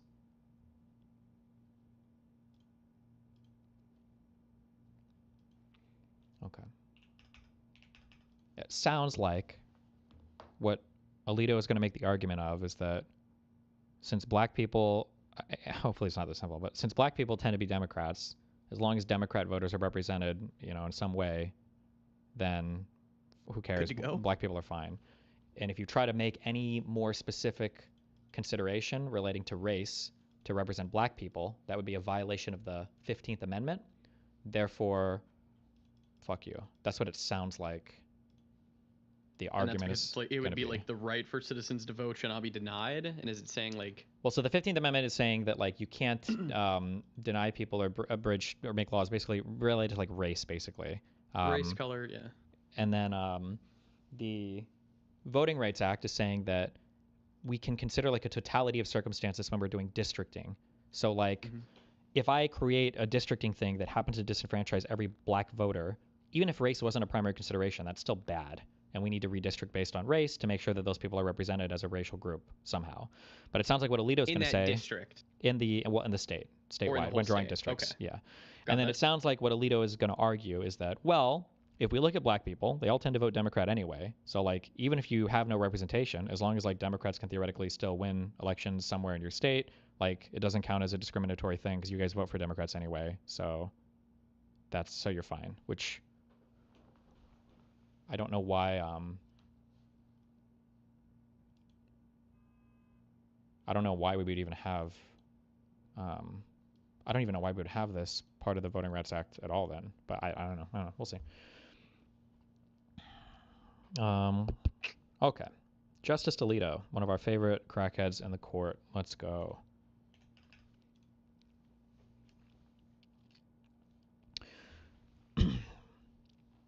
Section 2 of the Voting Rights Act of 1965 was designed to enforce the Constitution, not collide with it. Unfortunately, lower courts have sometimes applied the court's Section 2 precedents in a way that forces states to engage in the very race-based discrimination that the Constitution forbids. This tension between Section 2 and the Constitution came to a head when Louisiana redrew its congressional districts after the 2020 census. In 2022, hold on, somebody said it's worse than that because you can fuck over Democrats for partisan reasons. Well, you're allowed to do that. You can redistrict based, like, political party is not a protected class. So you can discriminate, like, you can make a restaurant that says no Republicans allowed, no Democrats allowed. Like, that's not a protected class in the United States. So technically that's okay. We could say it's bad or we don't like it, but it's not illegal or against the Constitution, as I understand it.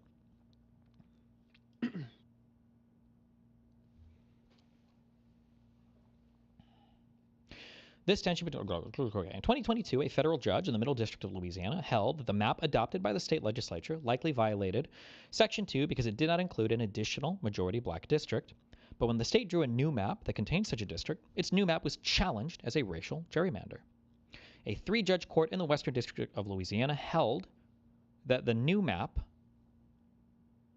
my guess is that the new map would be okay, even though it's a racial gerrymander, because it satisfies Section 2 of the Voting Rights Act, which in a way, in a roundabout way, kind of does hopefully satisfy the 15th Amendment, because we're creating this racial thing to get more racial balance and representation, et cetera, would be my guess is how they would have seen it, but we'll see. A 3-judge court in the Western District of Louisiana held that the new map violated the Equal Protection Clause. Never mind, they disagreed. And the state appealed to this court. The parties originally never mind. What I just said would have been the interpretation up to this time, but obviously this case is at the Supreme Court, so it would have been appealed to, I guess. Okay. A 3-judge court in the Western District of Louisiana held that the new map violated the Equal Protection Clause, and the state appealed to this court. The parties originally briefed and argued this suit last term, and the arguments at that time highlighted problems in the existing body of Section 2 case law. One problem resulted from the rule that in racial gerrymandering cases, unlike other cases involving claims of racial discrimination, strict scrutiny is triggered only if race predominated in the state's decision-making process. In this suit, Louisiana adopted the challenged map and created the second majority black district because it quite reasonably anticipated that, if it did not do so, the Middle District of Louisiana would order the use of a map with a differently configured second majority black district that would effectively oust an incumbent whom the legislature sought to protect. Under our existing case law, that situation posed the question whether race or politics was the state's predominant motivation. Okay.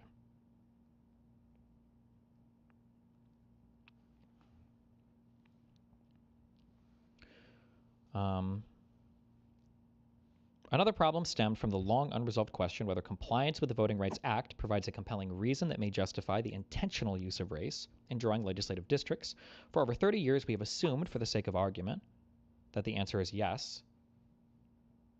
And we have gone further and assumed that it is enough if a state has a strong basis and evidence for thinking that the Voting Rights Act requires race-based conduct. But allowing race to play any part in government decision-making represents a departure from the constitutional rule that applies in almost every other context.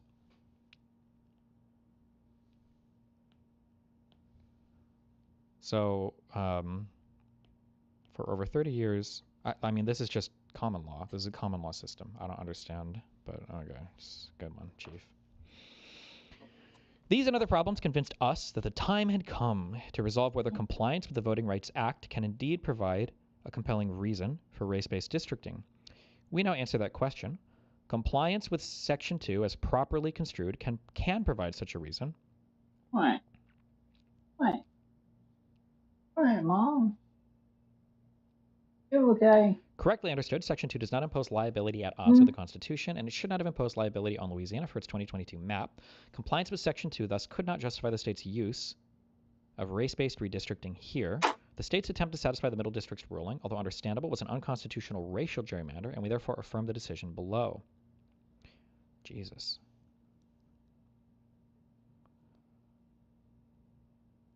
So it was a racial gerrymander because they wanted to include a majority black district? Yeah. Because they did it on racial lines?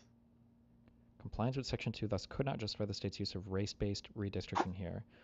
He's basically, Alito's just arguing that Section 2 wasn't properly applied in this court case.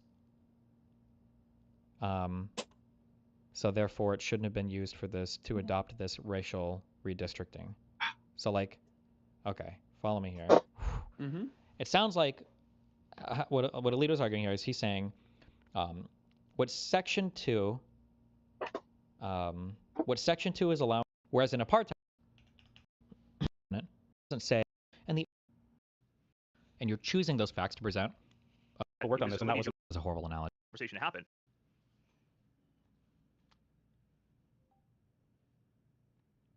Sheesh. Shut the fuck up, you little punk. Fuck you.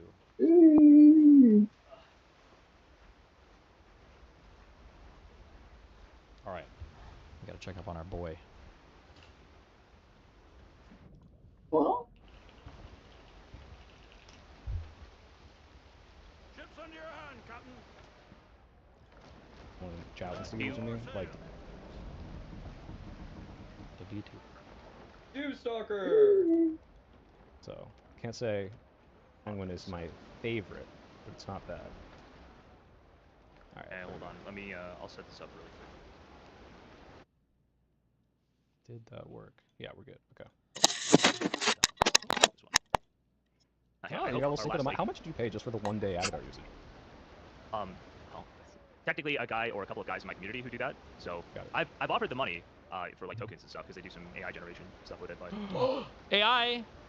Yeah. Well, sorry, there's the base avatar and then there's like AI generated AI. that way. And even if she was, you basically just have to. Fucking AI. Oh, it's going good. How are you? Doing okay. I heard you had some criticisms of that living room. Is that amazing? No, every episode's the best episode ever. Well, right? And throughout all of the snarkening of it all, 4 of them? you got the words, right? Did you feel educated? What do you feel like you learned? No, I mean, I do think it was very chaotic. I would have preferred maybe half as much of the argument against the because as much as I think that I don't like that article and Taylor deserves to be confronted on the way she reports it, it's been a really long time since we did that, and you know, there's other things we could have brought up, like the privacy laws that she covers that we didn't. So, yeah. Sure. Honestly, I would have been very. I would have been very excited for that conversation to happen. It just felt like you guys were trying to imply bias, and you spent, I think, 30 to 40 minutes arguing about what interests are. Yeah, I think that could have been clarified better, but do you know what we were trying to get at there? Yeah, you're trying to say that if she uses interest... Wait, hold on. I gotta address, because apparently you've got a lot of baggage, and I've got a bunch of fucking dipshits in my chat right now. Guys, if anyone's saying Jew stalker, get the fuck out. You're banned. I don't know why people are saying it. I don't know if I want to know. Stop. Please, just let us have a conversation. Don't be fucking stupid. You guys know I hate drama slop. Oh my god. Alright, sorry, go ahead. Yeah, we just have a conversation. Fuck, what were we talking about? 1 second. I lost it. I lost the thread. Wait, is that actually what is just what you're for? Oh, that was weird. It's a disambiguation. I'll explain it to you in DMs. There's no reason I can't. I'm not gonna go into it. Okay. Anyway, go on. it's nothing. It's like literally not a word. That's the thing. It's not like words that don't make sense if I explain it. Okay, so we were talking about. Oh, you were trying to ask me if I know what you're getting. Yeah, like with why is she calling Olivia Juliana a centrist? Yeah, if she thinks centrist is a slur, then that's indicative of bias. Now, would you think there's no bias in the article if she said progressive? No, but I think it's part of the indicative nature of it. I mean, like, for example, I think this is not as good of an example as just the title and the subheading, which is why focusing on it is not nearly as relevant. That's essentially my criticism, is that there are actual indicators of bias that you can go to if you want to talk about bias. Now, I don't even know, like, we can have the bias conversation after. I do have some questions I want to ask you before we even go into this. Yeah, sure. I just kind of jumped into it, so go ahead, wherever you want to go. Yeah, no worries. But like, there are indicators of bias. There are a lot of indicators of bias, and I just really thought it was strange to argue one that even if the word progressive was there, I think you still feel like the article is equally biased. Like, I don't think it changes anything. And so So even if you It's an totally example. win It's that not the best argument, one, right? So like yeah, her well, even using if you totally win that argument, you don't actually. The argument's not done. the right? fact So that I she just feel fought like us on it there are is other kind of ways. why it works. I agree. What? This is the dumbest point ever. What? Like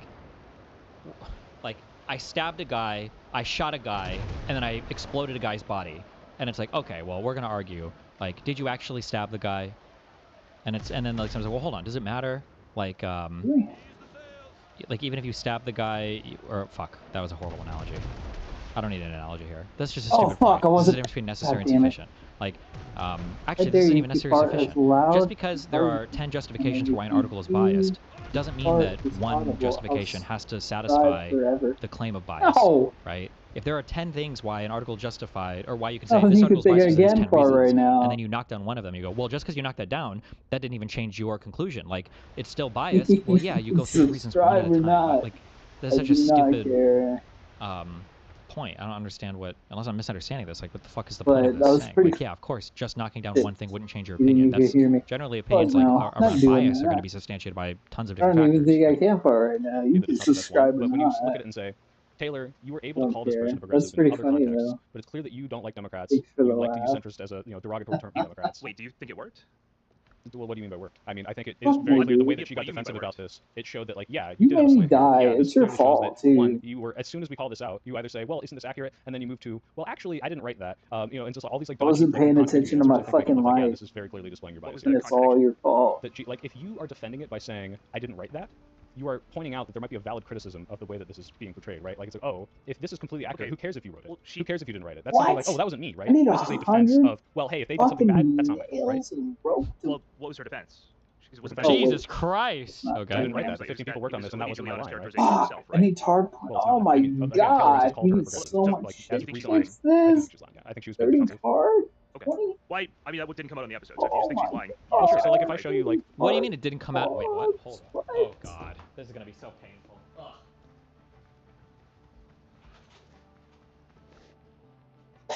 Alright, I have to be. It's annoying because like funny. the analysis is all gonna be they hate me, so anything the opposite of me they're gonna agree with, and Taylor's like on the opposite of me, so now Jewstalker, who was literally a massive fucking Fuentes fan, What did is I now mean? like roped into defending every single thing that's like anti-Ethan Klein, anti-Destiny, so then pro-Hassan, should be pro-Taylor it, Lorenz, and it's like right? it's just so cringe watching him like stumble like a blind child through political analysis to try to justify his political opinions. It's all like weird debate, pervert debate tactics, personal attacks. It's like just it's so ugh. need All right. 30. a recent thing. Hold on, I don't have this Alright. on my screen. Are you do you have my screen going? Or can I just do? Subscribe forever. you could How about you present just or would subscribe you like forever? to Yeah, present let's if do you that. want? Let me present it. Or not. Okay. I don't hold on, care. make sure my stream can see it. Can I turn this on? Okay, cool. Okay. Can you see this? Yeah, I can see. So this is from a podcast from a couple years before she wrote the article, 2023, and she's clearly able to describe in like explicit detail, like very explicitly, that this is a progressive person. She acknowledges this. So she says, "I've been dealing with Twitch streamers and content creators. And I'm sure go out and use social Like media." Oh, go ahead. again, Why I would just you so even if you just prove this, like her broad go argument into seems to some be that it random wasn't really person's, relevant to the article. The phrase she used to describe Olivia Juliana, like it's not Dream, and materially that changing the was article in any your- way. Well, they're not trying to change Hmm? the facts in the article. Just the first part is just representing that there's some bias of the writer. It She doesn't was, change like, the trying to accusations beg in you the guys, article, like, not but to even care about it, right? The point Do you have is any that other the reason pictures she's changed besides the descriptor that she's farting using as for this loud as I person can? is the same reason we have an issue with the entire article, which is the bias that it's going after people, Yeah. not for just transparency, as she framed it at the beginning of our conversation, but because she's trying to attack these people as these like democratic shills who get all their talking points Correct. and extrapolate and play into all of the abuse that came out after this from people running away with the story, right? Sure. So at best, let's say all of that is true. At best, that's Mm-hmm. like 0.1% of whatever bias you're trying to point to there. Okay. So you're Okay. What? I guess we just make up numbers and sure. basically What, calling your guest like a liar motherfucker? who you don't trust already right off the bat and spending all what? this time hammering down on it. Now she said it doesn't. Imagine claiming that I think there's proof of bias in your article is the equivalent to calling your guest a liar. Remember, their analysis from their perspective, this is a team sports game. And Taylor Team Lorenz is on their team. So sports. you can't be challenging her like that. You can't have a critical conversation. You just have to be slurping up every single thing they say. That's his standard of analysis here. Doesn't really matter. This went through a bunch of vetting, right? Like, there's a whole bunch of stuff going into this, and I feel like probably when you say she has a bias, you mean there's a bias in a way that makes the article inaccurate or makes the article a poor piece of journalism, Mhm. right? Because more or obviously she less, has a yeah, sure. bias. Like everybody's got a bias, right? Yeah. Yeah. So like proving she has a bias here, you would need to prove she has a bias that negatively affects the article. Well, first I of don't all, think this does. we I don't think this can't- takes even like a tiny step forward. Well, in that's the point. Is you start once you've proven the bias, somebody using under multiple the- examples, then you move from the bias to the facts in the article, and you can challenge some of the facts of the article. But yeah, this is all like a process. Not even a tiny step, because I agree this is not the No, best example. But why is really, this not? Why I is this really not? think this is like inconsequential in every possible way. What if she's a Zionist? I don't know if I would care about Zionists. Like, Not about care if- about if it. Like, Olivia I'm not trying to like Giuliani were gotcha here. I'm censored just in saying the like, article- if yeah, yeah. I'm pretty sure Olivia No, I realize Giuliani that. like supports like some I'm sort saying- of Zionist policy to some degree, right? I don't know. Like, don't like fact check me on this, but like, let's just say she supported like a very explicitly Zionist candidate, right? And if you were to say this is a Zionist, Zionist creator Olivia Giuliani, right? This is not inaccurate if that was the case, that she supported some Zionist policy. But it's clear that you're showing, oh, you're not making this about transparency. You're trying to paint the narrative that Zionists, in this case, would give talking points to these people so that they would not deviate from Zionist lines and then, make content Yeah, I about think you're pro-Zionist reading things, a right? massive amount into like a qualifier that is like actually not like I don't think that's being said, to be honest with you. I think Well, you so guys first of are, all, like, I just was using an reading a massive example. So amount into obviously she's not qualifier saying that this is- about the Zionist thing, although some people did run away with to that. be but- honest, I don't think she cared about that label. I don't think she's using it that way. And even- She absolutely is. Juice Stuck was wrong. I hate this. Hassan does this. People do this. I don't know what you would call this. Like, it's like crushing all subtext. I gave this example before. Like, imagine I'm talking about like, yesterday there were 3 people that broke into my house. Like, I don't know. Like, fuck. What was the example I gave? Are you okay with me bringing over 4 friends? There's David, Matt, Chris, and then Tyler. Tyler's black.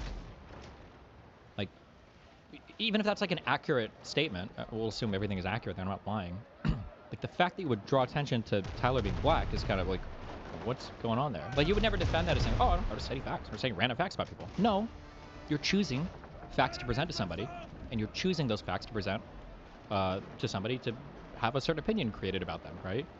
It wasn't by accident that she labeled that one content creator centrist. That was a word she chose explicitly and specifically. Why did she choose that word? Although some people did run away with to that. be but- honest, I don't think she cared about that label. I don't think she's using it that way. And even Like, if that was true, this is immediately defeatable. If she didn't care about that label, then she could have said, oh, I might have been wrong there, my bad. That's not what she said, though. First, she defended it, I think in multiple ways. The first was that, I interviewed this person a long time ago and they were a centrist. And then the second, she might have said that she'd seen centrist things by her. I might be mixing that up with her saying she saw a post by those 90 members or whatever. But she defended it initially. Then she tried to brush off responsibility for it. There were 15 other editors that went through this. I don't know. They inserted it. I didn't even write that, she said at one point. And then on the third one, she kind of minimized it and was like, fine, what do you want me to call her? I'll call her this, blah, blah. Like, that's not the behavior of a person who feels like this is an inconsequential word. It sounds like she was pretty invested in that descriptor. Sounds like the soy pill is right in that actually was a good thing to go on because it demonstrated why Taylor was writing that article, why she was so attached to being bad faith, and why she needed to use that word to show her political adversaries in a bad light here. Some people did run away with to that. be but- honest, I don't think she cared about that label. I don't think she's using it that way. And even Why? if she was, you basically just have to accuse her of being a liar. And there are other indicators of her bias, like her tweets after the fact, that are just way better things to argue on. I agree. So, like, This is not to the best me, one, You're and we basically spent a lot of calling your time on guest a liar, and if you think she's a liar to that level, I don't even know why you have her on. Wait, sorry, one more time? So I don't even know If- why if you we're have calling her her a on. liar, why You would you have her just on? kind of assume she's like lying to that extent. Because again, Well, I if don't- she was to doing be that, clear, you would I expect didn't- it to like Go ahead. follow through. Like I would expect it to happen with somebody who's a character throughout the entire article. But how many times is Olivia Giuliani referenced? I'm not sure this is relevant. So what I'm saying is this was one of many things that you could point to that shows that this is not some objective analysis of transparency, that the reasons we have an issue with it is this was meant to make Democrats look like this evil controlling group. And this is one of the things that is not the best, and I agree, that points to this, and that she will take a label like progressive that she would otherwise use to describe this person and switch it to something that she uses as a pejorative to paint these people as these like centrist, do-nothing, feckless people, right? So that's just a small part.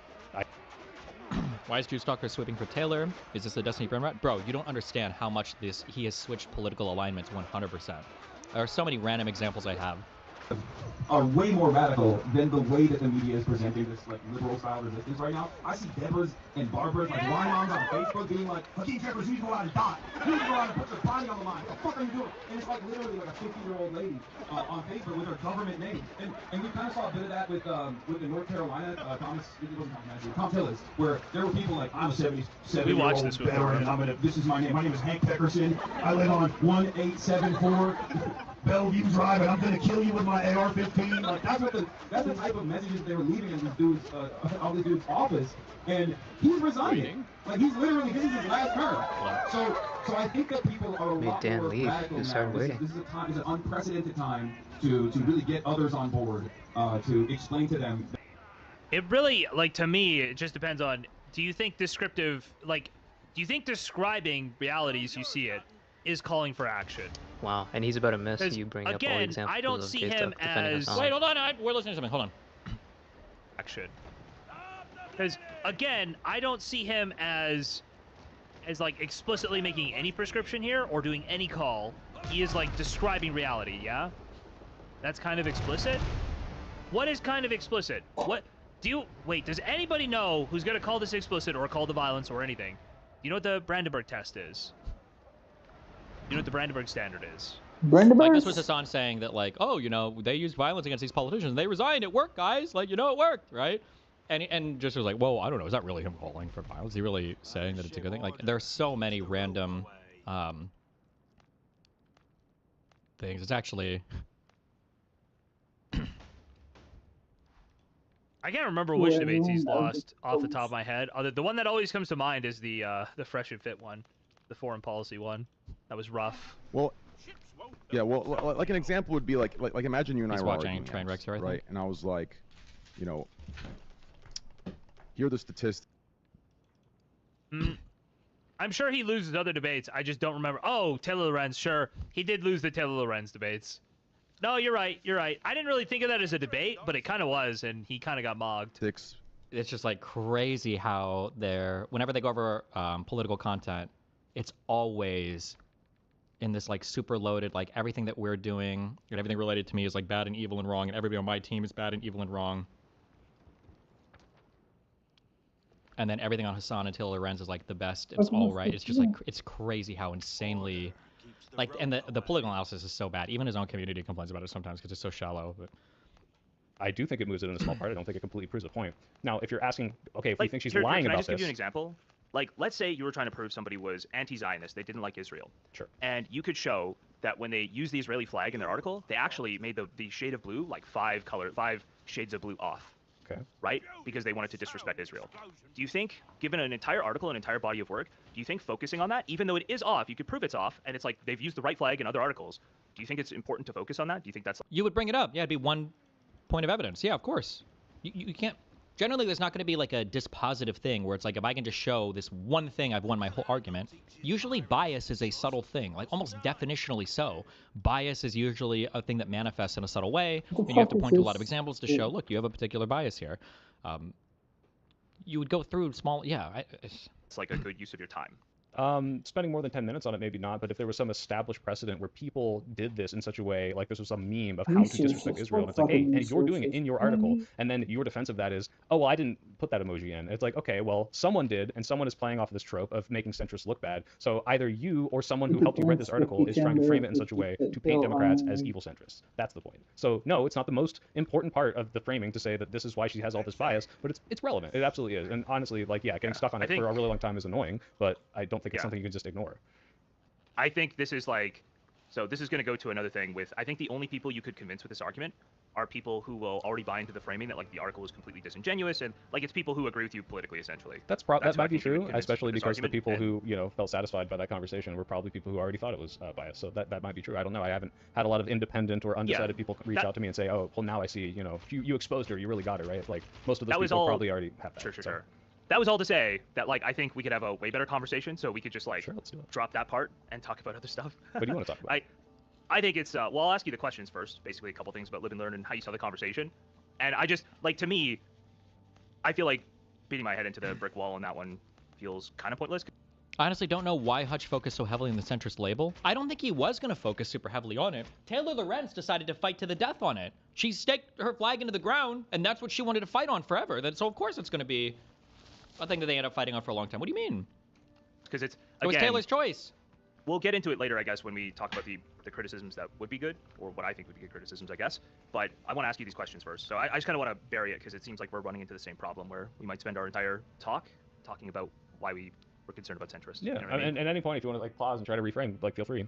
Like I know it's what it's like to get lost in the weeds. So Somebody in my chat says Josiah uses centrist pejoratively all the time. Is he a Sure. secret tanky? no, but if he wrote an article and he tried to pretend like that's not how he was writing it, I'm like, Just using centrist pejoratively does not make you a tanky. Nobody even used that argument. I use centrist pejoratively. Almost everybody, except for like conservatives who want to be described as not conservative, almost everybody uses centrist pejoratively.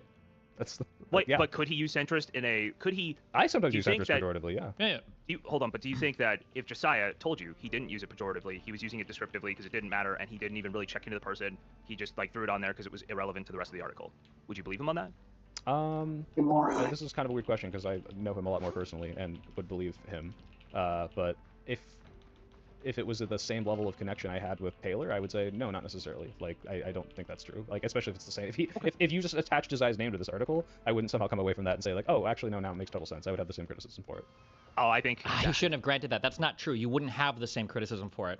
If Josiah didn't have the reputation for, because remember, bias is subtle. If Josiah didn't have the reputation for attacking center-left Dems and calling them centrist as a way to make them further right or appear further right than they actually were, you wouldn't think the same motivation behind that attack. But yeah, I disagree on that, but it's fine. Okay, I gotta ask these questions first. Okay, Sure. first of all, Live and Learn, the Live and Learn podcast. What are you guys going for with that? Are you going for like, what's the goal? Are you trying to have like very professional conversations, very politically motivated conversations? Oh my Or are you just God. trying to have fun with people who do politics? Is it like a fun, we're messing around with the guests kind of thing? To be Or, honest, I mean, obviously, I'm still obviously trying it's a to mix. explore but that. Yeah, we're on I the mean, spectrum. so like it's funny because I guess I'm the host now, and I'm the second least senior member after Guy. But basically, the way I saw it was, you have some people on, you talk some, slopulism, you talk some news, and you try to come together and have a good time. And sometimes you have a guest on, and it's either a super amicable conversation, and sometimes it's confrontational. I think if I were to look at this recent episode with Taylor, I would have said, I don't mind being super aggressive with a guest, especially if I heavily disagree with them, but I'd probably want it to be like half an hour of total, and then the other half to be like, what do they do and what their work is. And I think the biggest thing missing was like, because usually I do the thing where I'm like, I'll pick the news topics of the week and like, let's talk about those, and then let's talk about like what the guest thinks about those things. But because her specialty is this like tech stuff and privacy stuff, I probably should have left out, I don't know, the Supreme Court stuff, and maybe even any news of that week if there wasn't like a bunch of crazy stuff other than like the shooting attempt, and just said, all right, let's spend another half hour talking about like what your views on like privacy and that sort of thing is. That would be like my biggest criticism of that recent thing. But yeah, like, I try to have it divvied up well, but I'm still figuring this out. I've never hosted a podcast, so. Yeah, so it's like a mix. Okay, all right. Did you have a plan going to this podcast, like specifically for Taylor? Like, you obviously are aware of some of her journalism. Were you planning specifically, like, what was your, like? Just trying to figure out, like, did you guys ambush her? You said, I guess I would like to do that in retrospect. Did you have any plan for that going in, or was it just like, okay, we'll see how this goes? Basically, yeah, like let's talk about the news for most of it, and then the other bit of it is I know Hutch and some people want to talk about the core stuff. That was a big thing we talked about on Live and Learn, but now we get to ask you questions about it instead of, just speculating on what we think about the article. Yeah. Okay. Cool. And then, what is your opinion of Taylor Lorenz, professionally?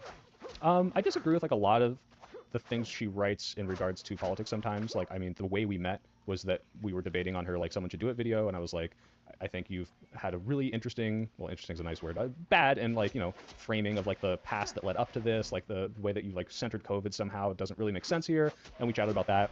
And then past that, she had some issues with that debate and like the way it's framed, and she was worried about it, and like we talked, and I was like, oh, like this person, like we can talk more, and like she's friendly, and like we can at least get along. And I learned about some of her other stuff, like the tech stuff. I like the stuff she brings about privacy. So it's like a mixed bag. Some stuff I really don't like this chorus stuff. I think this is like super harmful to the discourse. I think people ran away with this and like are shitting on the party when it's like, hey, we're on the fucking ropes right now. Like, is this really the time to like be making these kind of stretched out allegations? And then other times it's like, oh yeah, like we do need to be talking about the fact that we're going to start needing ID verification for Discord. Like that's fucking insane. And most people aren't talking. What is this, an interrogation? So what this is going to be is they had on Live and Learn either an adversarial convo or a hostile convo. It was very, very, very brutal. And because Taylor Lorenz is on Gisticle's team, Jistical wanted that conversation to either be a same team convo or a friendly conversation convo. Probably a same team convo. He didn't want hardly any pushback against her. It just needed to be a PR campaign for Taylor to come and basically have everybody slobber knob and talk about how great and amazing and awesome she is. But he'll make an argument for why it needed to be one of those two types of conversations and not one of the bottom two types. Now, my issue with that would be Taylor Lorenz is not on the same team, and when Taylor Lorenz is engaging with other people who are not on her team, like most people do, she's having an adversarial engagement or a hostile engagement, like when she's writing hit pieces on Chorus. Talking about this, you're bringing light to this, so yeah, I'd say mixed bag. Yeah, like what I would have loved as a conversation there, like I think would have been really awesome, is like what responsibility do journalists have for how people use their work, right? And what steps should they take? Like, what's Taylor's opinion on that? Because I think the best criticism you could do of Taylor in this case is that her opinions that she stated on Twitter and in interviews were different, and not obviously she's not under the editorial gun anymore, right? So she doesn't have an editor. She can say whatever she wants, and she is saying things that go beyond what the article says. So I would have loved that conversation to be had. You know what I'm saying? Like, hey, don't you think that we should have a discussion about that? Because it seemed like what you guys were trying to do was to use her tweets for commentary after the fact to invalidate the article. But the article, in my opinion, was basically unimpeachable, and her tweets after the fact might color it differently. Unimpeachable. Because I was so brutal against the article, he has to take the position that the article was flawless. Right? But those are her tweets after the fact, and she is possibly doing some harm to her journalism, but that is a whole different conversation than just, oh, well, I actually don't like this article. I don't think it's accurate. Hold on, let me get in, because you said a bunch of things. One, I agree. That would be an interesting conversation, and we barely scratched the surface of like, hey, like all these people kind of ran away with claims that aren't made in the article. Is this irresponsible? And we really had to press her to say that. I don't think she wanted to say that, but I think it is, especially because people that she's more friendly with did some of that.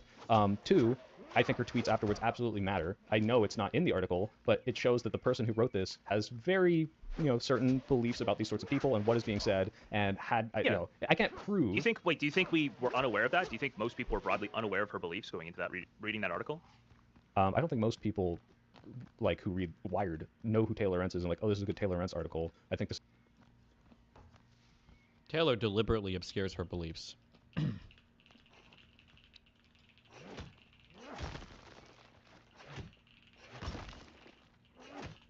I don't even know if I could accurately state her political disposition. I'm not sure.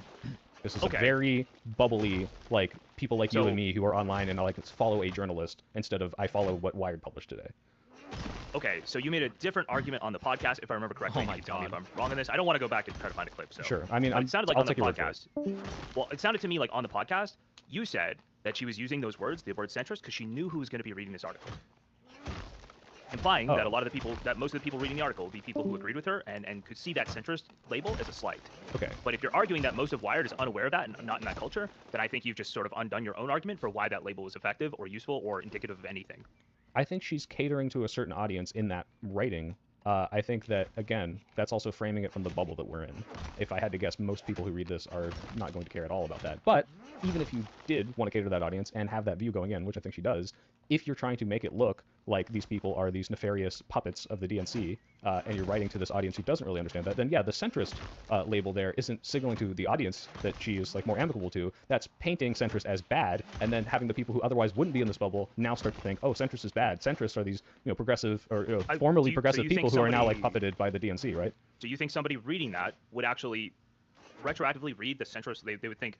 They'd read that article and then they go, oh, when she called Olivia Giuliana centrist, she meant centrists are bad. No, I think they read it and say yes, 100%. When in an article where she's casting Hassan Piker as the good guy, of course, centrist is going to be read as bad. Look at these people who are taking money from this organization to just repeat these talking points, they're little shills, and then knowing that they were described as centrist, will now take that word centrist and think centrist bad. That's what I think. Well, I mean, centrist definitely isn't even.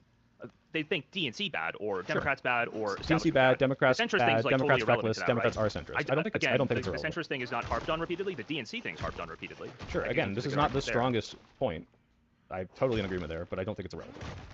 Okay. All right. I heard that and then I wanted to go back to it really quickly. Okay.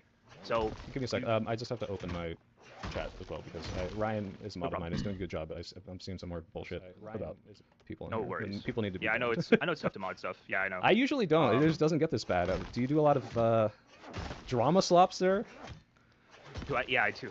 That's a decent amount of my content is drama stuff. But I actually been doing a ton of politics recently. very much enjoying it. I suggest making the full switch. It's much more enlightening. You can just Well- just worry about the world falling apart instead of all The the definition of his politics is whatever is literally the opposite of me or anybody who perceives to be on my team. Yeah. dumb shit people do. Yeah, maybe. I've been doing it a lot. It's gone quite well. Enjoyed it a lot. Okay, so we touched on a couple of these things. I always like kind of write down my thoughts, and then I end up like shotgunning. You ever do that? Like you're having a conversation sure with do. somebody, you wrote some stuff down, you just shotgun, and now it's like, oh, my whole document is like anything I had written down, totally gone at this point. I didn't make a document, so you're already more prepared than me.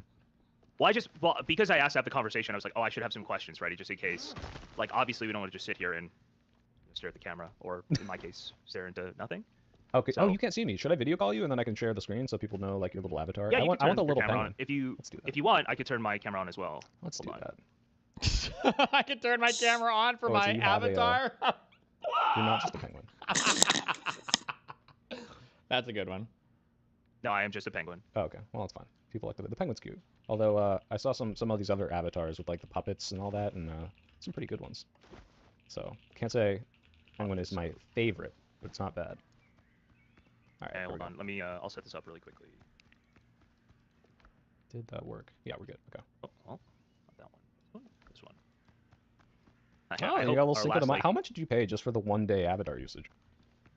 Well, technically a guy or a couple of guys in my community who do that. So Got it. I've offered the money for like tokens and stuff because they do some AI generation stuff with it. But You know how many bottles yeah. of water you killed Well, with sorry, that fucking there's the penguin? base avatar, and then there's like AI generated outfits on top of it. But yeah, it's Am I allowed to show these yeah. AK-47s on stream?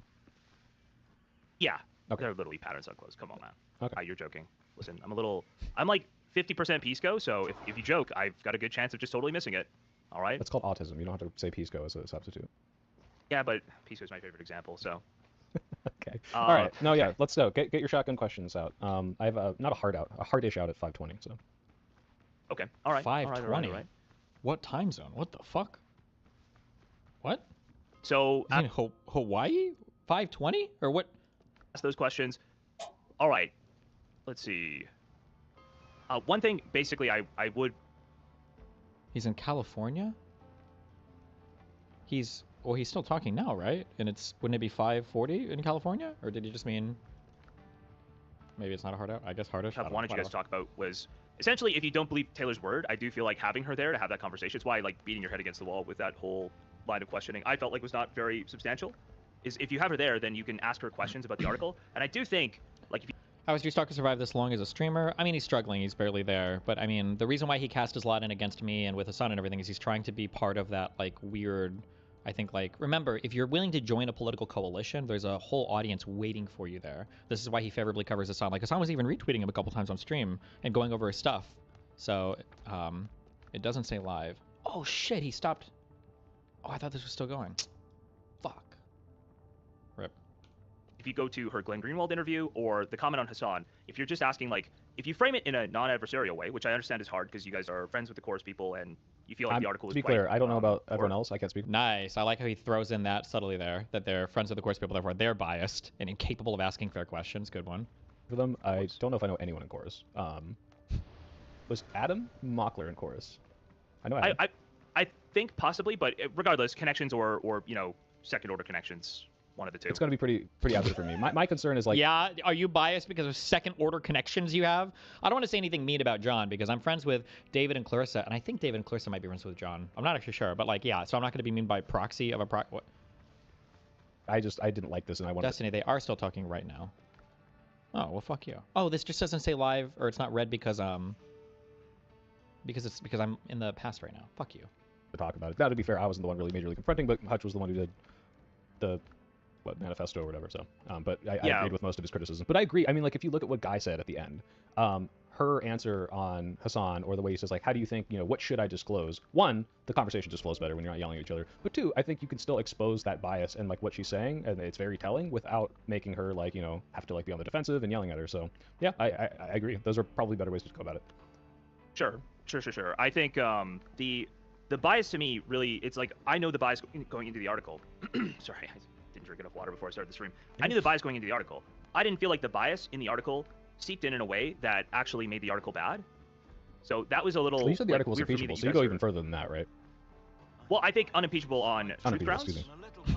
unimpeachable on truth grounds. I would say the subtitle, right? There's the title and then the subtitle. Right. The subtitle. They had to toe the you party can- line, or like, you know, Yeah, all you they have can to do is be argue secret. there, but to me, those will be clickbait to get people to click in and go to read the article, and it's ambiguous, and the ambiguity is totally resolved by reading the article.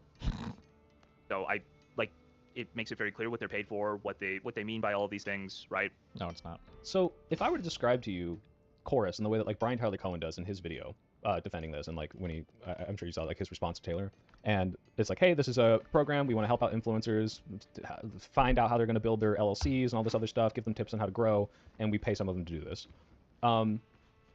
That might be, I would say, an understatement in some ways, because obviously there's more to Yeah, that. it's like they're an getting overt, more obvious they're lie, getting more but- than just that. It's just like the simplified on paper version. But I think that's a much more fair way than the entire of this article, which paints it as some sort of like information propaganda like funneling system. Which if you look through and it's like, well, you say it's unimpeachable, none of this is true, and it's like, well, go ahead. I'm just saying that like I was watching streams when Brian Tyler Cohen was going around and talking about his like driving like impetus to create Chorus. You remember what that was, right? Were you around for that? Maybe not that specific conversation he might have had. I don't watch a lot of BTC, but like basically my Oh, I understanding don't- is like he's like, Oh, hey, go, go. there's this giant media apparatus of like you know, content creation and media on the right. Why don't we have something like this, right? Have you ever like logged into Twitter and you get this sense that Republicans had a Monday morning meeting and they coordinated their talking points and they came out and they were all on the same page? I want to do that for Democrats. I believe is something close to verbatim the pitch he was giving, right? Okay. So when people say, does that not sound like it's an organization built to push the party line? Push the party line, I think, is carrying a lot of weight in that. For example, anyone can come together with a group of amicable and friendly people who have similar opinions and say, like, how do we tackle this, right? Like, I don't think it's nefarious that Republicans are like, hey guys, let's like find out like what, you know, what are we saying about this? There's Yeah, I I was don't. just talking about this recently. I don't where- think it's nefarious either. Like- I would say the nefarious part of this to me is the lack of disclosure. No, That's no, the well- nefarious part, or what seems a little more nefarious. But the way you just framed it is like pushing the party line. Well, what's pushing the party line? Like if he does this, for example, well, no, let me go back to what I was saying. There's this thing called like the DNC War Room that I'm now part of, which is like they have like a group chat, and I don't know if it's every day because I don't check it as much because the notifications won't stop pinging me. But like they'll put out literally, and I think they'll call them this. They'll say, here are today's talking points. And they will say, like, look, like, this is what happened. Here's the news. Like, here's, like, what Trump did. Now, you could just take this and then push the party line and be like, and this is all good, and everything they do is bad, and everything Democrats did, and all these things they accomplished are good. But what happens is you're just like, oh, this is a way for me to disseminate all the information that has happened in a nice, concentrated spot. Here's clips of people talking. Here's all this stuff. Now, go make your own information about this. And they don't say, and you can't say this, and you can't say that. Now, of course, there's going to be some bias of like how they're framing this, what kind of points they're giving us, what they're focusing on. But the idea that this is pushing the party line, especially enforced to push the party line or paid to push the party line, is far beyond, hey, here's a bunch of stuff. Let's all coordinate and talk about this so everyone can have a similar understanding of what's Yeah. going on. Now, there's risks So to that, I- but like I don't think this is pushing the party line. Again, I do think it's hyperbolic. I do think pushing the party line, if I say you got paid to push the party line, I mean I'm paying you to push some specific points that I'm giving you, right? Right. And So I that's do think what it's this article hyperbolic, implies, right? But I think that hyperbole in the title, to me, is resolved by the article, the material of the article itself, right? That ambiguity is resolved in the article, and you learn what they're being paid for and what the restrictions are. I don't know about that. I mean, if that were the case, why would so many people come away from this article implying that like the DNC is paying people to toe the party line and that they can't deviate from the talking points or they'll get kicked out? Which is not what the article says, right? If that were the case, Hold on. which is not true, these If they- people. let's be real. If they were deviating between, you know, step 1 and 2 or cohort 1 and 2, let's say some people got into both cohorts.